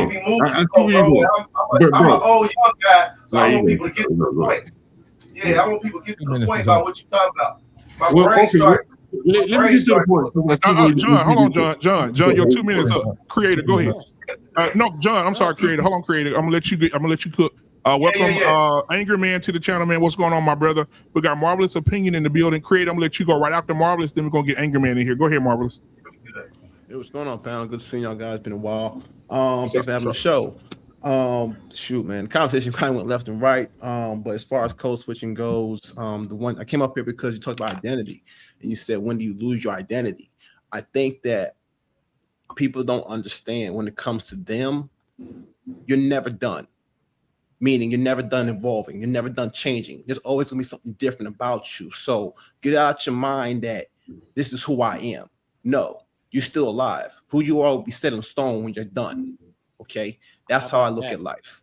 So there is no true identity. If you say you have an identity, then you just put limitations on yourself. If you say I'm a rocket man or I'm a president, okay, that's all you is. But you could have been more. But you decided to say this is who I am. You know what I'm saying? It's the same thing like when I work out, right? I go to the gym. People say, "Oh, what's your numbers? What you putting up?" I tell them I got no number. What you mean? When I go to the gym, there is no numbers. I'm unlimited. I'm completely unlimited to what I want to do when I go to the gym. That's my mindset. I'm going there, do what I gotta do, and that's it. I don't have to please my ego, compare stats, none of that stuff. Do what you gotta do, focus on that, and do it. When you go in there with your mental, you only put limitations on yourself, like anything else.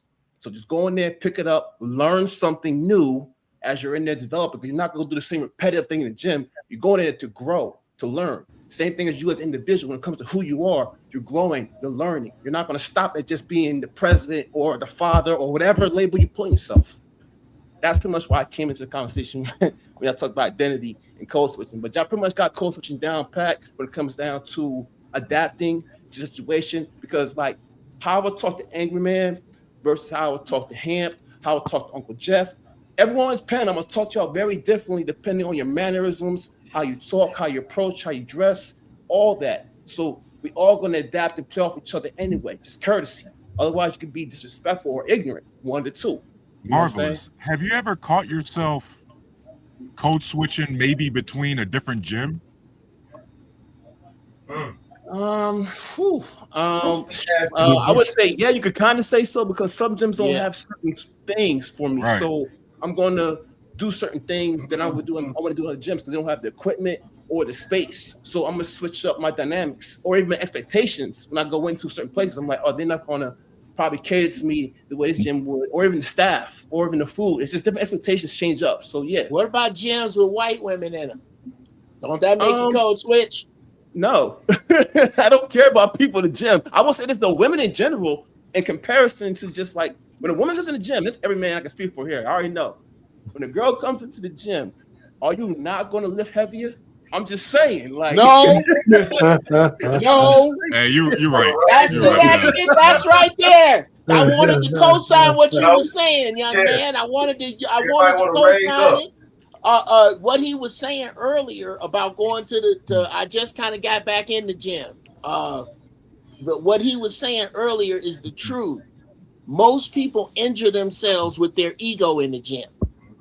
It's usually your ego that gets you hurt.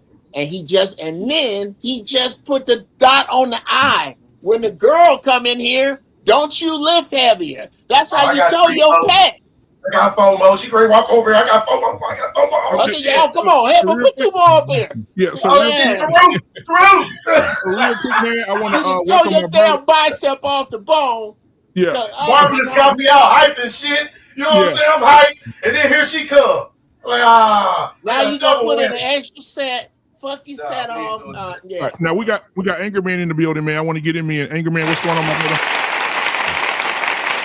What are your thoughts? I know you've been watching and balling over there, stirring the gumbo, so it's time to serve it. Go ahead, brother. What's good? Y'all can hear me? Yeah, we hear you good. Yeah. Go ahead. 1, 2, 1, 2. So there's no such thing as code switching. It doesn't exist. What you niggas is doing is when you go somewhere where it matters, you're speaking the way you speak as an educated man. When you're hanging around your homies and all of that shit, you're speaking lazily. That's all you're doing. It's not code switching. Because at the end of the day, whenever you hear somebody saying, oh, you're talking white, you're actually not talking white. You're either talking educated or you're speaking uneducated. The only problem is niggas in the hood associate education with white people and ignorance with black people. So anytime you hear a nigga talking ignorant, you're like, oh yeah, he using slang, he using, that's our lingo, that's the way we speak. And you don't even realize that's the language of poor European whites. Thank So you're still, so if you want to try to say you're speaking white when you're speaking in an educated manner, you're also speaking white when you speak in an uneducated manner, if you want to put it that way. Mm-hmm. But in my opinion, you're either doing one of the two. You're either speaking educated or you're speaking uneducated.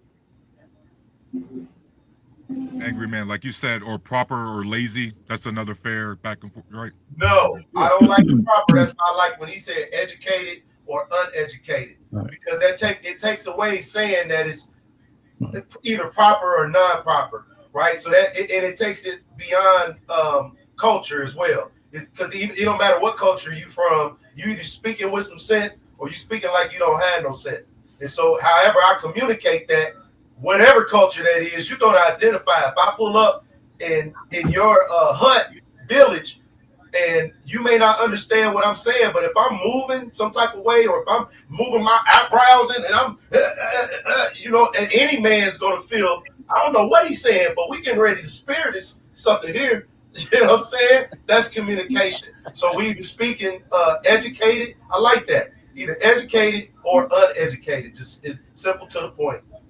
If the small difference in between me having a successful negotiation is in the manner in which I speak, guess what I'm going to sound like? I'm going to sound like Carlton. From Fresh Prince.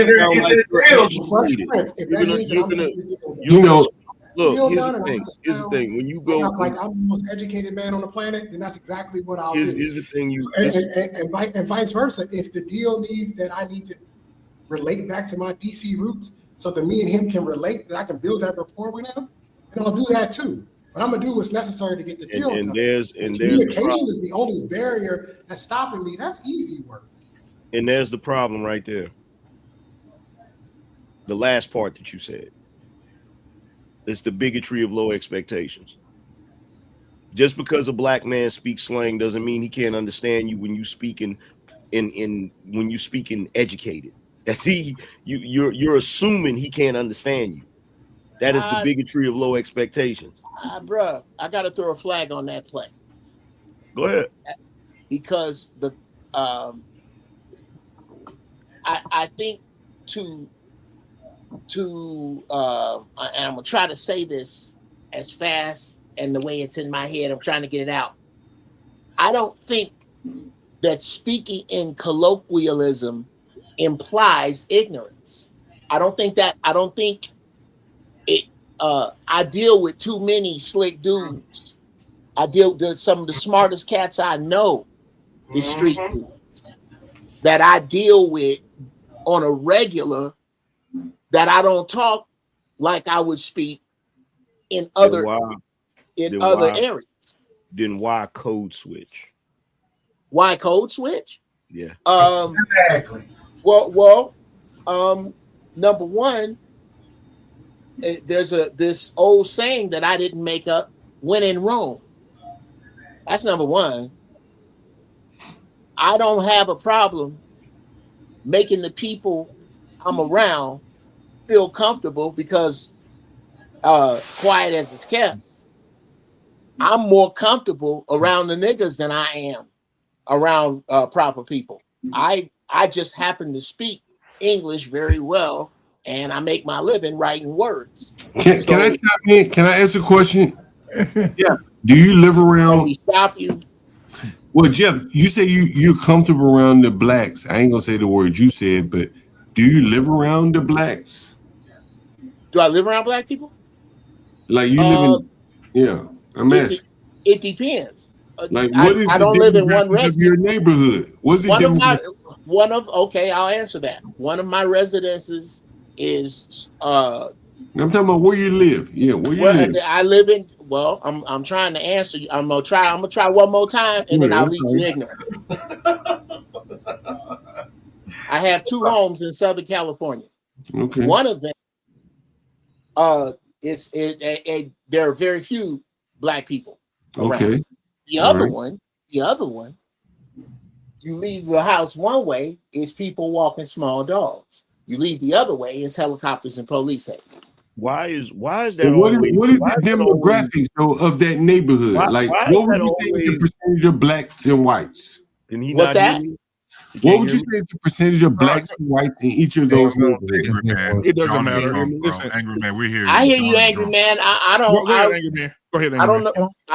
Ask the question. Black man, can I respond to angry man? I've Yeah, been go ahead, on go ahead. numerous. I've been on numerous panels with John, and every single time that comes up, do you live around black people?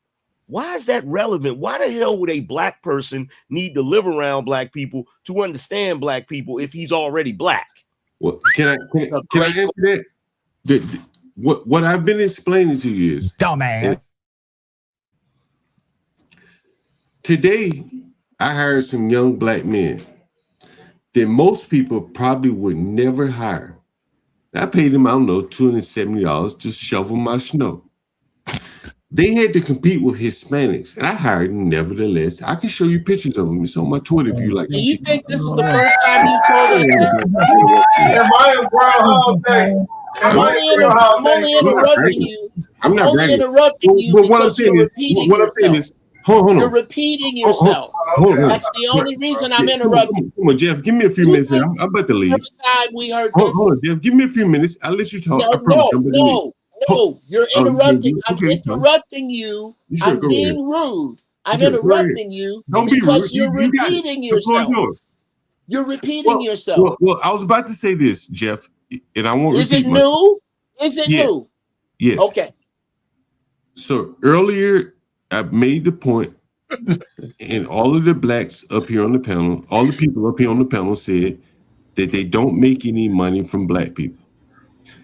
Now I'm drawing it full circle to show that I would bet that most of the black people up here on the panel don't spend a lot of money with black people other than super chats and Venmo and Cash You're App. absolutely right. We don't. Why do you interrupt me? Because I promise you I won't interrupt you.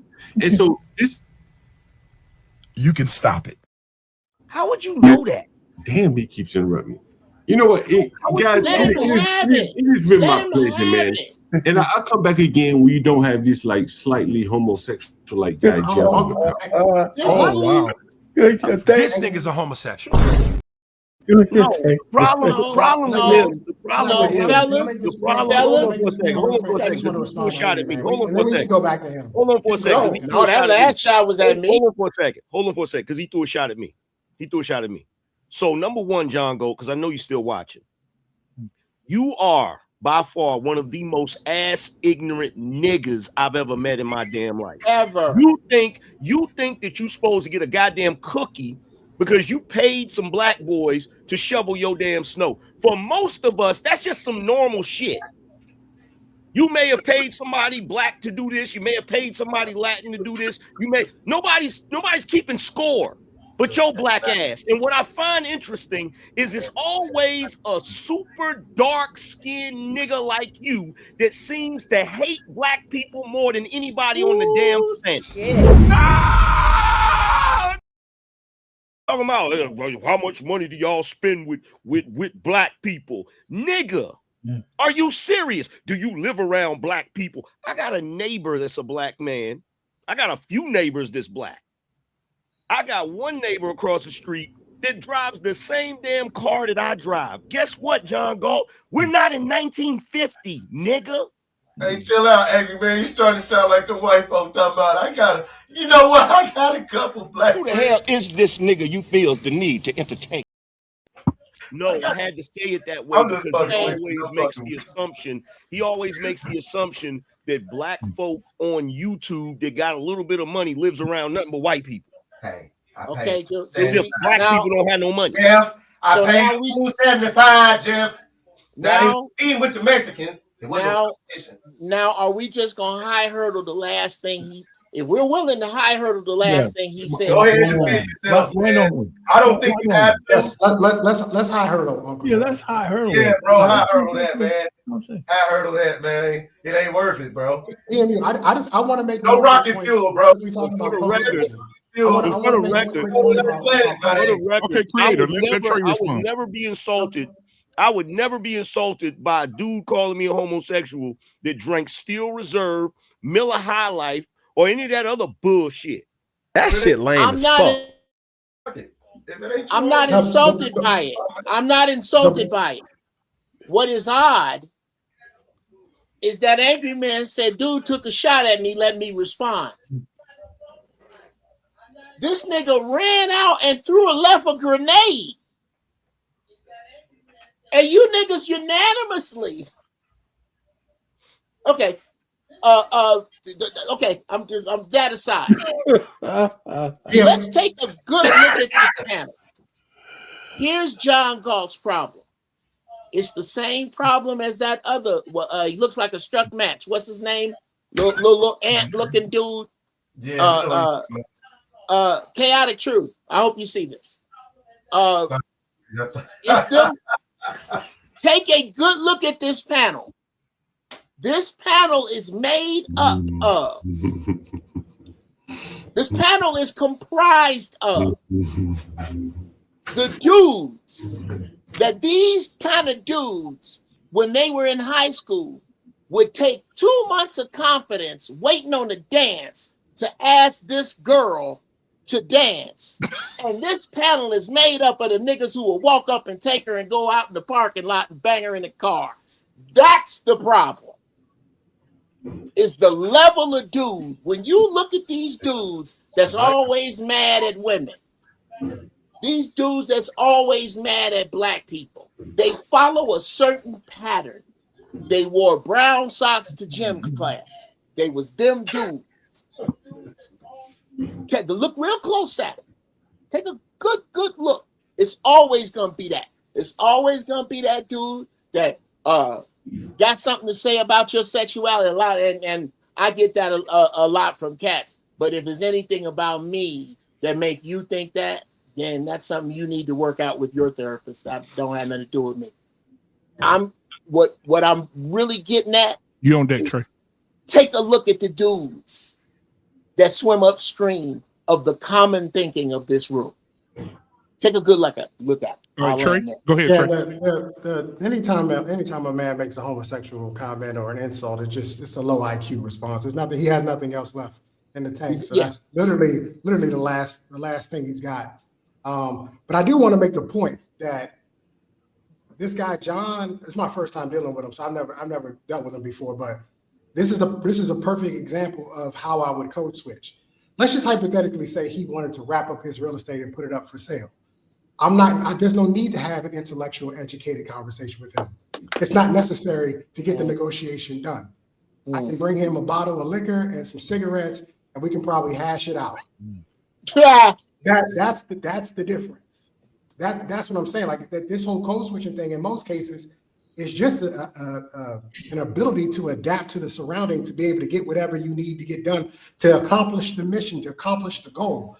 And for this particular case, he is exactly what I'm talking about. I cannot have the same conversation I would versus if I was trying to buy an apartment building from an established, realtor, or real estate investor who owns multiple apartments and carries himself in a much different manner. Who wouldn't be able to handle Trump. Trey, that's the difference. Trey, here's the thing, bro. I disagree, and I'm gonna tell you why I disagree. Okay, angry man, let's go. Because of the fact that you quite possibly can pass the paper bag test. You need to make sure you talk to John Galt as an educated man so that you can confirm for him his mythical inferiority complex that he's dealing with. Because to do anything else would confuse him. Okay? He needs to know, he wants to understand that anything that is 2 shades lighter than a paper bag must be superior to his black ass, because every time he gets on a panel, he makes it a point to talk about the blacks as if his ass ain't as black as a damn tar. So I hear the point. I don't hear that. I hear y'all like having to switch up. So sometimes y'all be the people that cause people like me and even John to have to go off on our own, because when we come to y'all and y'all got the game or y'all got the opportunity, y'all the ones that tell us no because I'm talking the way I'm talking, right? And if you came to me and I'm talking the way I'm talking with a pack of squares and some beer, you just lost my business. Because it don't matter how I act, I'm hiring you. How about that? the way Respectfully, creator, Angerman, you haven't bro. come up here once and been condescending about black people. Angerman, bro. Anyone. You see what I mean? Angerman, I ain't But I lunch. hear what he's trying to. I think I know what he's trying to do. Angerman, I ain't It's lunch. not coming out properly, but I Angerman, think I I ain't know lunch where he's this going. time, dude. I ain't got And no that's problem because with he's you. drunk and high, creator. I'm Not drunk. really a That's good why I image, can't right? take. You've been on I can't take that before, energy, bro. brother. I cannot. I I'm don't want to hear that shit. I'm the same guy. You might be I ain't spitting drunk. the whole game, but because of the way it's slurred and Nah, well, it's coming up there. Okay, fair enough. No, he's not. He's not. Anyway, I'm gonna say the only reason I came back up, Angerman. Look, I didn't shoot no arrow at you. shit right And there. Jeff, I want to apologize. I want to apologize for saying that to you. And so that's the only reason I came back up, bro. I ain't got no problem with you, Angerman. I ain't got no problem with you, Jeff. The point I'm trying to make is like, as I started off with the whole gross margin thing, it may not apply to all of you, may not apply to any of you, but for some of you, again, I'm down here on the street level. I make a lot of money with black people. And I think that a lot of black people. Do they know how you feel about them? Well, let me finish it because it's not about how I feel about black people. Because, like, bro, I do a lot of business with black people going and coming. And I think that for a lot of the black people, damn, I'm black. Let him go, Hell man. yeah, Don't I'm black. say nothing. I'm black through and through. So we don't have to debate that. But I'm just saying that, like, for a lot of us, I think we would find it a lot easier doing business with black people than white people. Now, where we find our lane to do that, I found my lane as a landlord. You may find your lane as whatever, a liquor store or whatever. And Angerman, again, I ain't taking no exception to you calling me super black, whatever. I don't have a problem with that. I ain't got no problem with my complexion. You but should. I'm just Oh, yeah, you do. I'm just Oh, offering. yeah, you do. No, I That's the don't. I entire promise. point. Oh, yeah, you do. I haven't even mentioned. Look, Hold on, let's not. Hold on, Angerman, bro. I haven't even mentioned hold on, complexion. hold on. Angerman, let's be honest. Come on, bro. Angerman, let's be straight, bro. Angerman, I didn't mention your complexion the whole time I came up here. I don't have no problem with no light-skinned black people. I got light-skinned black people in my family. Okay, Angerman, go ahead and respond. Go ahead. Let's not get this twisted so that you understand me. The whole reason I brought that up is because you shouldn't have a problem with your complexion. That's why I brought it up. You feel what I'm saying? But when you speak about blacks the way you do, first of all, when you say the blacks instead of black people, even that alone, and you know what you're doing when you do it. You feel what I'm saying? When you say the blacks instead of black people, you're implying certain things. I know what you're implying. Nah, you're taking it the wrong way. No, I'm not. No, Because I'm not. I don't mention race. Because again, Angerman, like what I'm saying Shut the fuck up. Shut the fuck up. For a nigga slap fire out. I don't mention color. Like I've been up here an hour or so. I ain't mention no color like light skin, blacks, or dark. I ain't mention that. Y'all know him. I didn't mention that. You didn't hear me mention John, you said the blacks, bro. You keep saying the blacks. You said the blacks. That's everybody. That includes the light skin and the dark skin. I didn't mention light skin versus dark skin. Oh my God. You got a lot of memes and shit. I appreciate the nuance, I didn't say that. Right? You said the black. Okay, go ahead. Angerman, you got black. Uncle Jeff, go ahead. I'm confused, John, as to if you understand, which you seem to, that as black men, as black people, we can all rally around the term the blacks being taken as derogatory. What's wrong with it? Let's just say that there's nothing wrong with it, but we think it is. You black? Do you think you're black? I think I'm trying to make a point, and I think you're interrupting me. Because I don't care what you're asking me because it's not your turn to speak. Go ahead. You make a little point. Go ahead. I'm sorry. Again, I need you to tell me why it is, if as a consensus of black men, and at least I respect these brothers here. I think we're all intelligent here. If we can all come to an agreement that the blacks as a term is derogatory, well, I need you to A, tell us why it is that you insist upon insist upon, premeditate, know you finna say that shit before you say it. Do that with us. And B, could you frame it in the warm, wonderful, positive way you mean other than black people? Go. Just tell me what you would like me to say, and I'll use that word. Respectfully, let me get in here real quick. I'll tell you what it is, man. Just tell me what you would like me to say, and I'll never use the word blacks again. I'll use the word you like. I'm gonna let you know what it is, all right? When you say that, you're speaking in third person. And it's like it's like you're disincluding yourself from us, talking about us at the same time. I got you. Look different when you get pulled over. Hey, you know what? Hey, I like your answer. I think that's legitimate. But I always say, I am that nigga. I'm black as hell. Well, I'm black I as hell. sincerely hope. I'm included. You're out of your fucking mind? Are you crazy? I got a real better quick, answer. Blacks. Real None quick, of angry man, you other people live around blacks. Real quick, angry man, if I could. It would hurt my heart to know. It would hurt my heart to know, John, that you miss the vitriol I have for you. I hope you understand that I would unplug your life support to charge myself up. I really want to make that clear. Okay, please, great. God, let me not miss you with all the vitriol, sarcasm, underhandedness. Okay, whenever I come at you, please know it is either something foul to say or something to point out your accurate foulness. Gotcha. All right. All right. See, this is what I'm saying.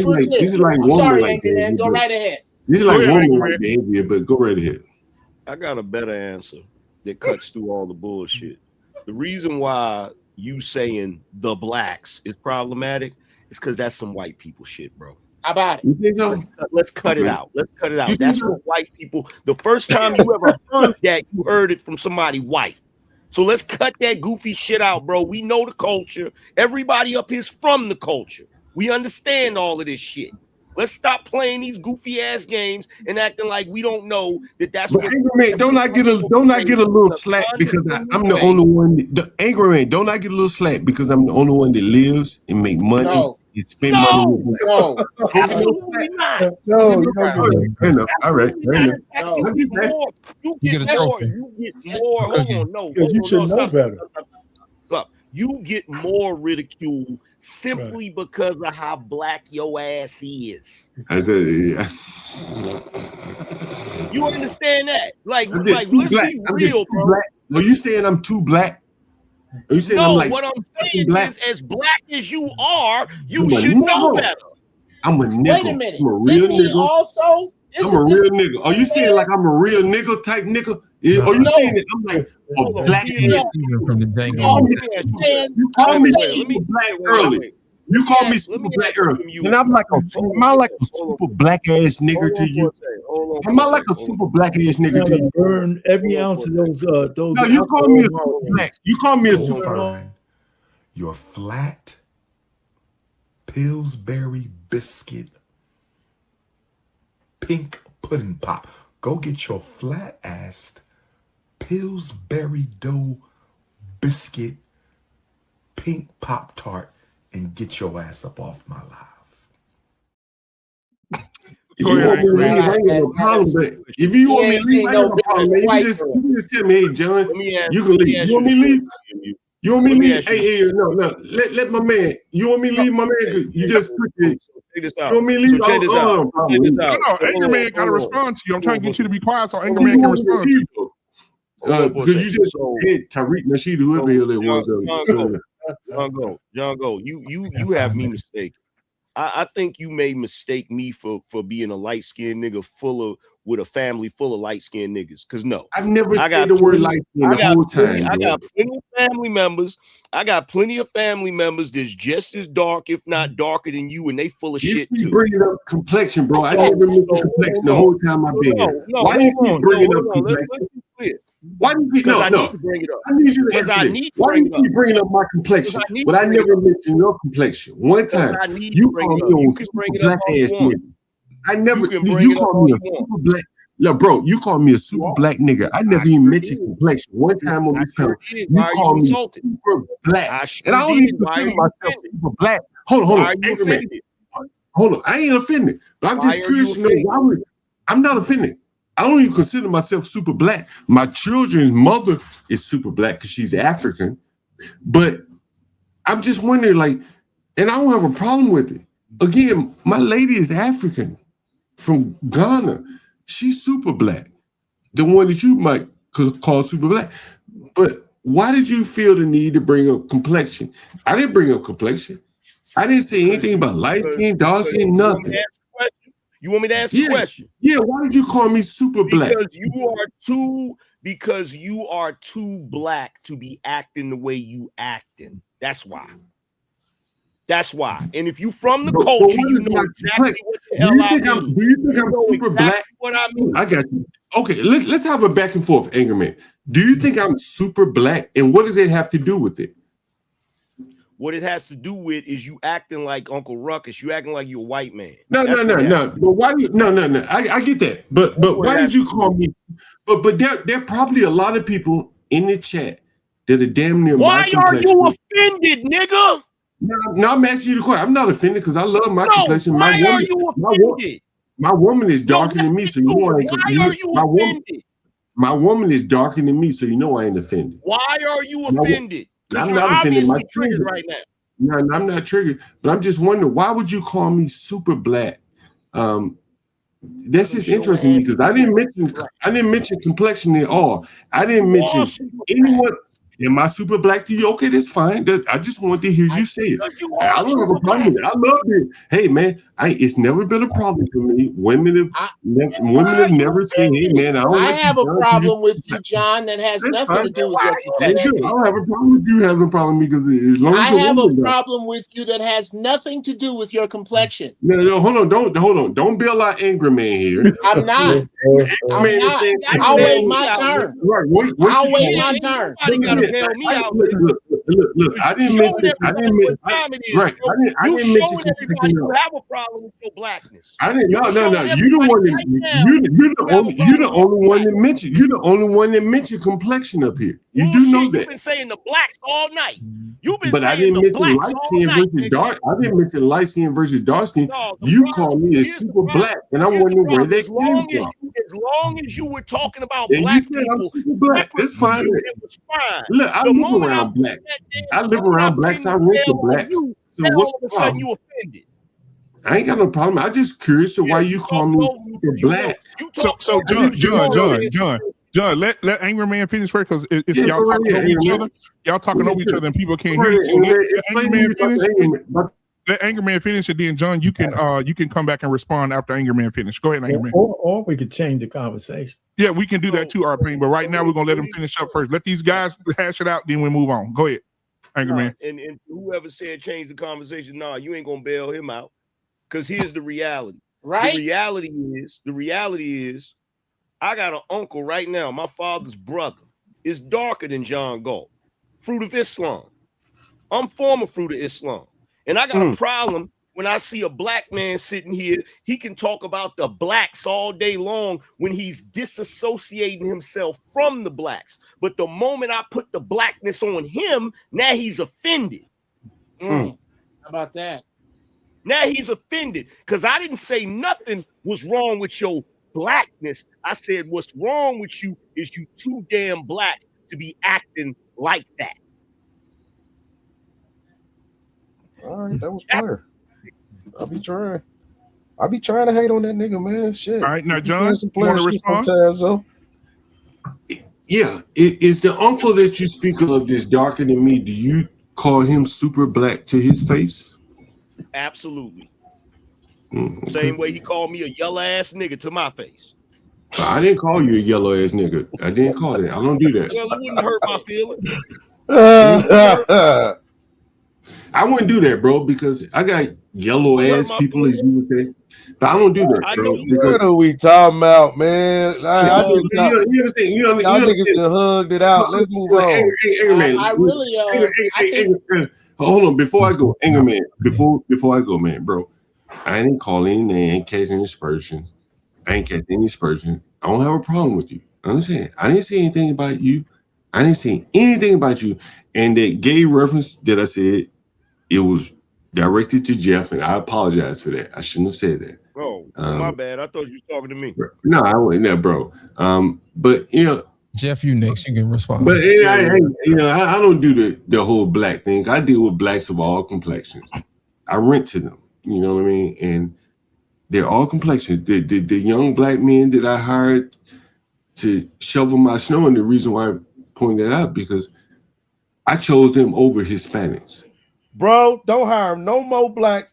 Cause it like I'm like, look, I don't want you to don't hire me to do. I know that, like, bro, look, good. Because if the only time, like, you know, I get it, but I don't want you to shove it in my face every time you give me. I'm not shoving. But see, bro, trust me, I'm not shoving in anybody's face. What I'm trying to say is, and I know I'm probably a little bit abrasive, is that this is the black ecosystem that all of us can contribute to push it forward. That young black man that I heard, and you can listen to it on my channel if you're interested. He was 18 years old, young DC man. Most people would not have hired him because they don't trust young blacks. Do you think that's the first time? This is a very important question. Let me finish, Jeff. This is a very important question that I have to ask right now. Sure. Do you think this is the first time that you have said that to us on this night? Yeah, I've never said it here. Yes. I've never been on this panel. I'm gonna say this as we starting to get to the end of this thing because John.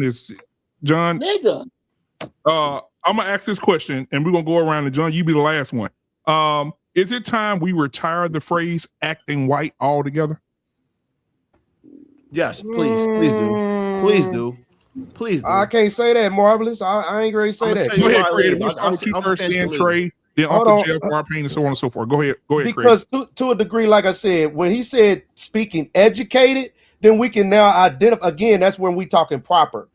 Acting white, you trying to tell somebody what's proper and what ain't.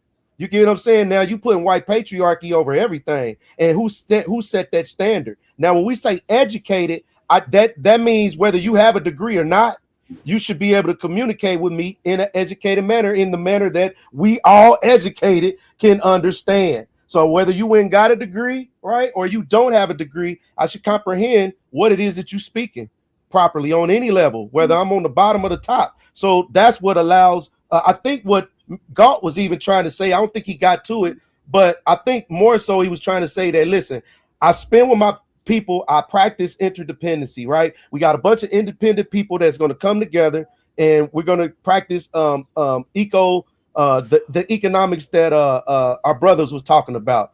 I can't forget his name, Dr. Claude Anderson, right? So he's talking about this, and it took a whole bunch of years. I think that was like 40 years ago, and he's been preaching that sermon ever since, but it's still not sticking like glue. So he's saying, hey, I took advantage of spending with black people, and we need to be in our communities and spending with us. And then this kind of that train gets to chug-a-lugging to where now we set the standard on how we communicate with each other. And that don't mean low level of business or lower morale or any of that. Hood don't mean the suckiest of all suckiness. I don't know why you equate hood with suckiness of all suckiness. That is not what it is.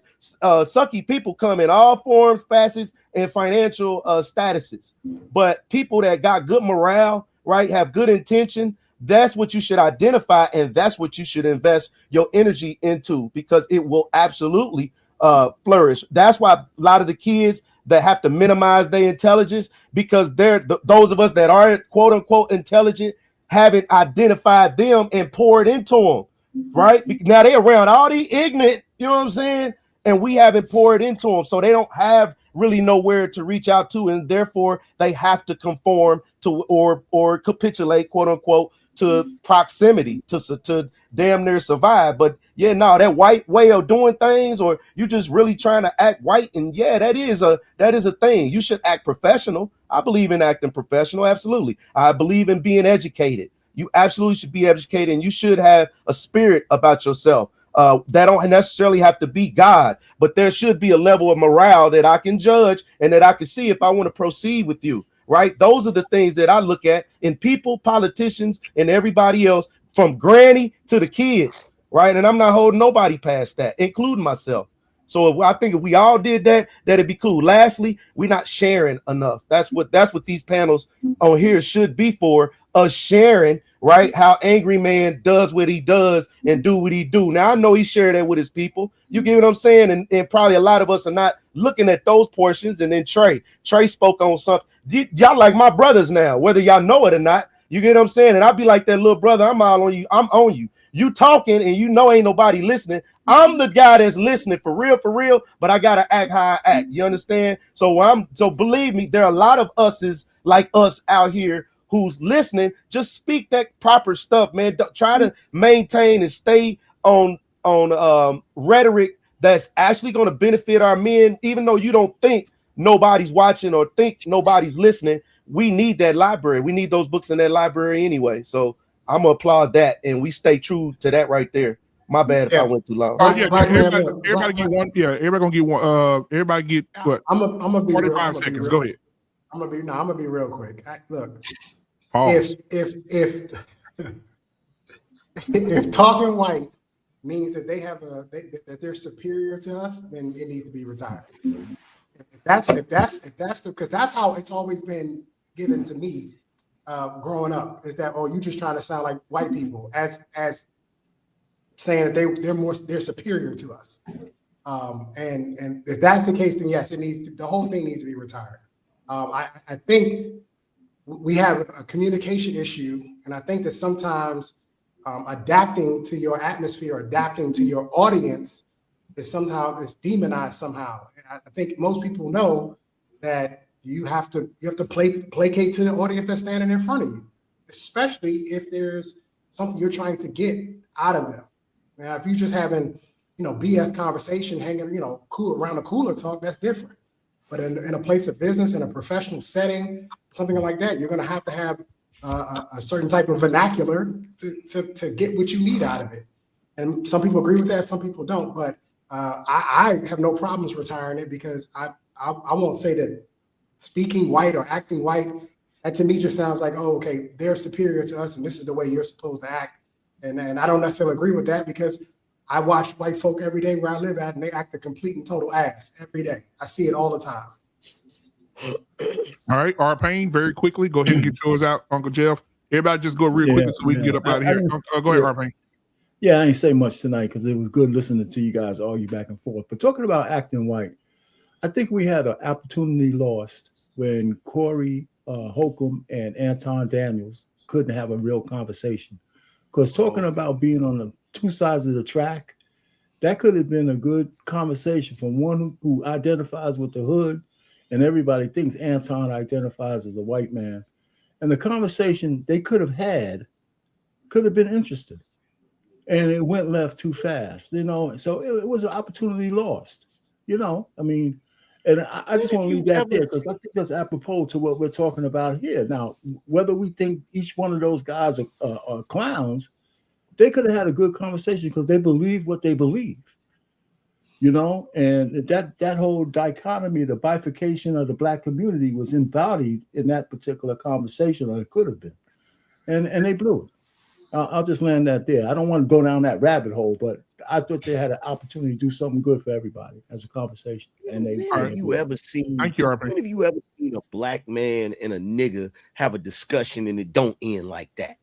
That's what I'm saying. That's what's an opportunity lost. It always ends like that.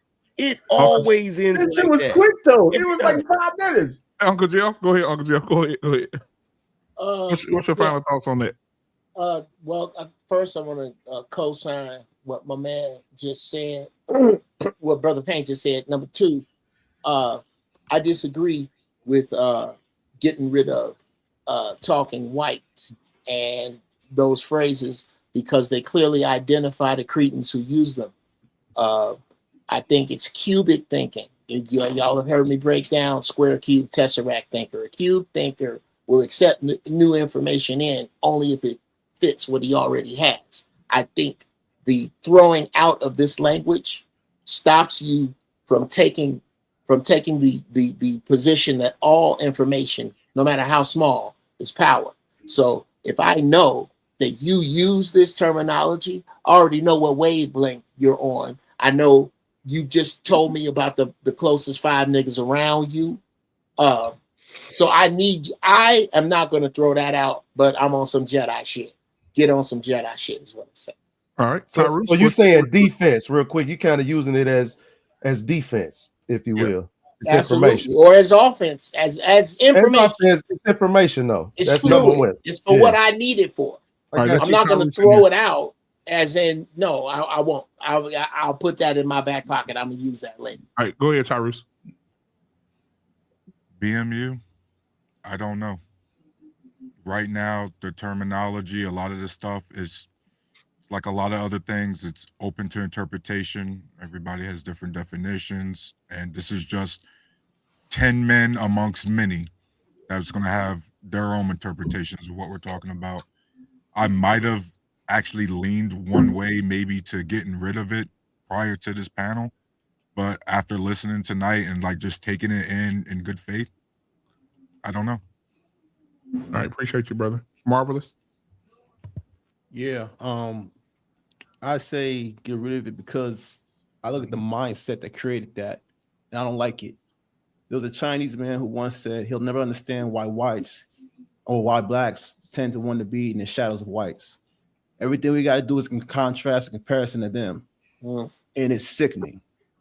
I'm tired of us having to prove that we're one way and they're another way. It shows that we're insecure. We don't know ourselves. We don't trust ourselves, and it shows in everything we do when we communicate. It's all like projection, and we're doing too much trying to protect the name of, but then we just can't be of ourselves, trying to really identify who we are. And then even when it comes to just saying that, it's like no real. It's like it's not even supposed to be no shame in it. It's supposed to be just like, yo, like someone tells me you acting white, whatever else. It's like, okay, yeah, it's like to Jeff's point. I can just counter that and be like, okay, I understand your mindset, but I understand that mindset is weak. Because why are you comparing yourself to white people in the first place? That's why I personally would like to get rid of it, because I don't want the mindset to exist. That's why I say get rid of it, because I don't want the mindset to exist. But I understand Jeff, because it's going to automatically, because I can't just snap a finger like Thanos and just get rid of it. But if you gave me a choice, yeah, I'll get rid of it straight up. I would love to have that conversation with you. You can. Yeah. Angry Man. Should we just abolish acting white altogether? Well, I mean, it's for one, it's ignorant because we're all in the same culture, the overall culture. You know, we're all Americans. So we all have certain commonalities that we do as Americans, both black and white. Now, of course, we have our subcultures. You feel what I'm saying? Where you have white people got their little subculture and we got our little subculture. You feel me? Where there's some nuance. You know what I'm saying? Like I may not like Coldplay. You feel what I'm saying? But then there's some brothers that do like it. You feel me? So we have our little nuances. So for me, I just find I feel like the whole concept of, oh, you acting white, that is to me, that's black desperation.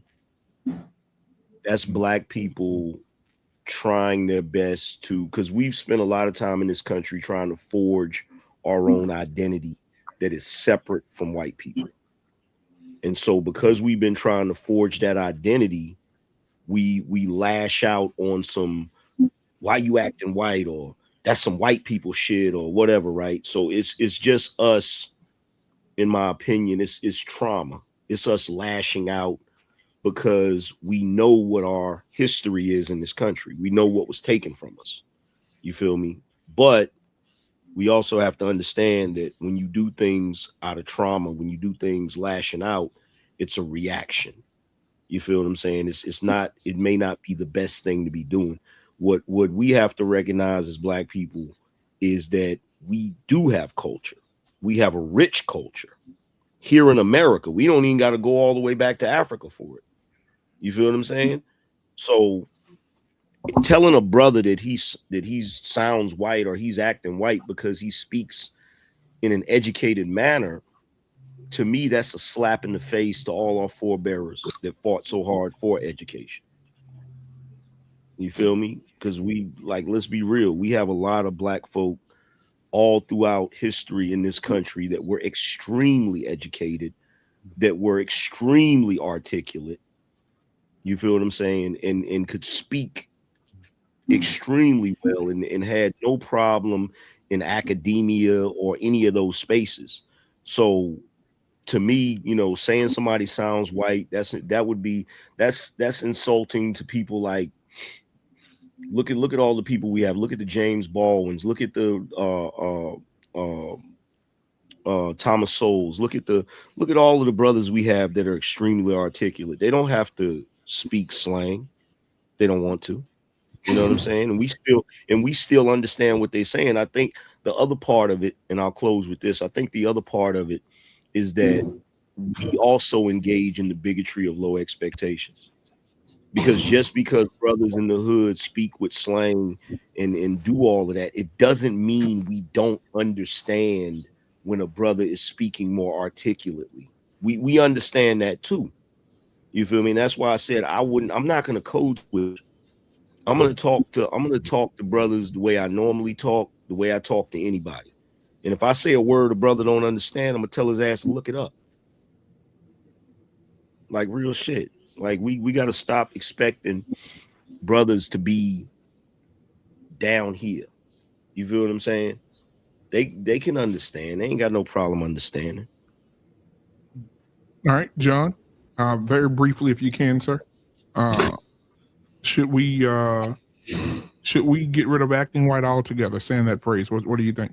I think the only way to get rid of it is that they have to deal with their own people where they can speak in their colloquial language that's comfortable. Again, I talk to black people on the level that they're comfortable with, and it's not all that proper language. And I deal with regular black people. And when I deal with these regular black people on a regular level, they're not speaking the King's English. Now, maybe they go in their job and do that. But when they come and deal with me, they say, I'm so happy you're a black man. I just want to speak regular to you. And I think that for me, I'm telling you, I got it on my channel, so you don't have to take my word for it. And so I think for many black people, they live almost like two lives. They go to work, yes, sir, no, sir, speak proper English and language, no double negatives and all those things. And then when they come back in the hood, what up, mine now? And I ain't done nothing yet, and it get back to the normal black lingo. And I think that's what they're most comfortable with. The smarter ones are able to go up in the white man world and then come back in the black world and code switch. But for most of them, I don't think they're comfortable doing that. And I think if we could build an ecosystem for them to speak their language, their comfortable language, I think it'd be best for all. All right. How much did Appreciate you pay that. We got those 3 minutes. Hold on. We get them next week. 3 shit. Don't ask him nothing. Lost in translation. We got 3 minutes left, bro. What are your thoughts? And I'll give mine. I'll read these super chats and we'll be out of here. All right, I'm gonna wrap this up. Thousands of years ago, navigators used the stars as a method to track where they are. Okay, and I think that we should get rid of the notion that we're talking white. I think all of us are brilliant in our own way, just like those stars. If the pole star didn't shine as bright as it did because it felt like it was being outshined by the Big Dipper, then those navigators wouldn't have a way to navigate and find their ways across the ocean. So I think that there's always room enough for all of us to shine as brightly as possible to let everybody know that we're just as brilliant. What would the universe look like if all the stars didn't shine in concert? I think if God had the eternal wisdom to make sure that the stars shine bright, then I don't think that we should step away from being our creator as dimming our light as well. So I think that we should get rid of that. And I think we all should shine just as bright as those stars, just like God intended us to be. All right, man, I appreciate it. Hey, listen, man, I want to thank everybody. Angry Man, Tyrus, our pain creator, man, marvelous opinion. John Gold, everybody that came tonight, Philosophical, man, thank you so much for coming in tonight and giving your word as well, man. Uncle Jeff, everybody that came to contribute to the channel. I appreciate it. We're here every Tuesday. Next week, we're talking colorism. So y'all share your shit. Y'all already got into it tonight. But colorism. But colorism next week. I'm here every Tuesday. The link will be in the chat if you guys want to pull up every Tuesday, 8 p.m. Central Standard Time, right here on the Black Men Unfiltered Network. I want to get these super chats out real quick. Give me just a second. We got where did I stop at? Anton, okay. We got he said associating speaking proper English with colonizers and ass backwards theory. You have blacks that have been code switching before term existed. Mr. Bennett said, respect to all you brothers, 999. Appreciate that. Prince Antoine said, code switchers is not acting like the colonizers, it's knowing how to adapt to your surroundings and environment with no hesitation. And he came back again with a $10 super chat and said, being in the military, we have our own variation of English language that 99% you will never understand. All right, I appreciate you, brother, for that. Again, every Tuesday. So creative, if you want to come back next week, man, come back next Tuesday. We're talking colorism. Marvelous, you already know all y'all are welcome. John, you welcome back as well, because I think that anytime we have a conversation, both parties don't have to always agree, and everybody needs to have that conversation. So I appreciate you guys, man. It's been real, and we about to be about this thing, man. Appreciate y'all. We see y'all. Oh, we got another one. Prince Antoine said, colonizers are not standard barriers. I didn't even see that. My bad. Standard bearers. Yeah, they don't bear the standards. Mm-hmm. And Prince said, Antoine said, get this train back on the tracks. And then we got Jamie. Thank you, Jamie. 6072 with the $10 super chat, man. I appreciate you, sweetheart. All right, y'all have a great night, man. We are out of here. Hold on, brother, real quick before they go. Now, look, y'all, I'm trying to build. Y'all don't act like you suckers ain't seen me. So if you could go to @Apex Archetype and subscribe. I think I got like 2 subscribers. I'm trying to get it to at least 3. So I think with I can get it. Absolutely. Like, you know what I'm saying? We can divide it up into quarters, however we need to make it happen. and look, and come back next Tuesday, man, and we'll promote your show, bro, because we all about helping our brothers. So if you want to come back next Tuesday, I don't have no show. I'm just trying to build, and we have this conversation more so than anything. And, I can direct my people to these conversations that we having, right? So that when I'm having these conversations, the proof is the conversation that I'm already having with people. You know what I'm saying? You can't, it's hard. You can't challenge me when we already having these debates with other grown ass men. You understand? So that's what my head is. Come back next Tuesday, bro. Anything you want to promote, man? Anybody up here on the panel want to promote? We're gonna talk colorism because Tyrese, look at me and look at Tyrese. We got to have this conversation. All right, man. We'll see y'all next week. We out. Peace.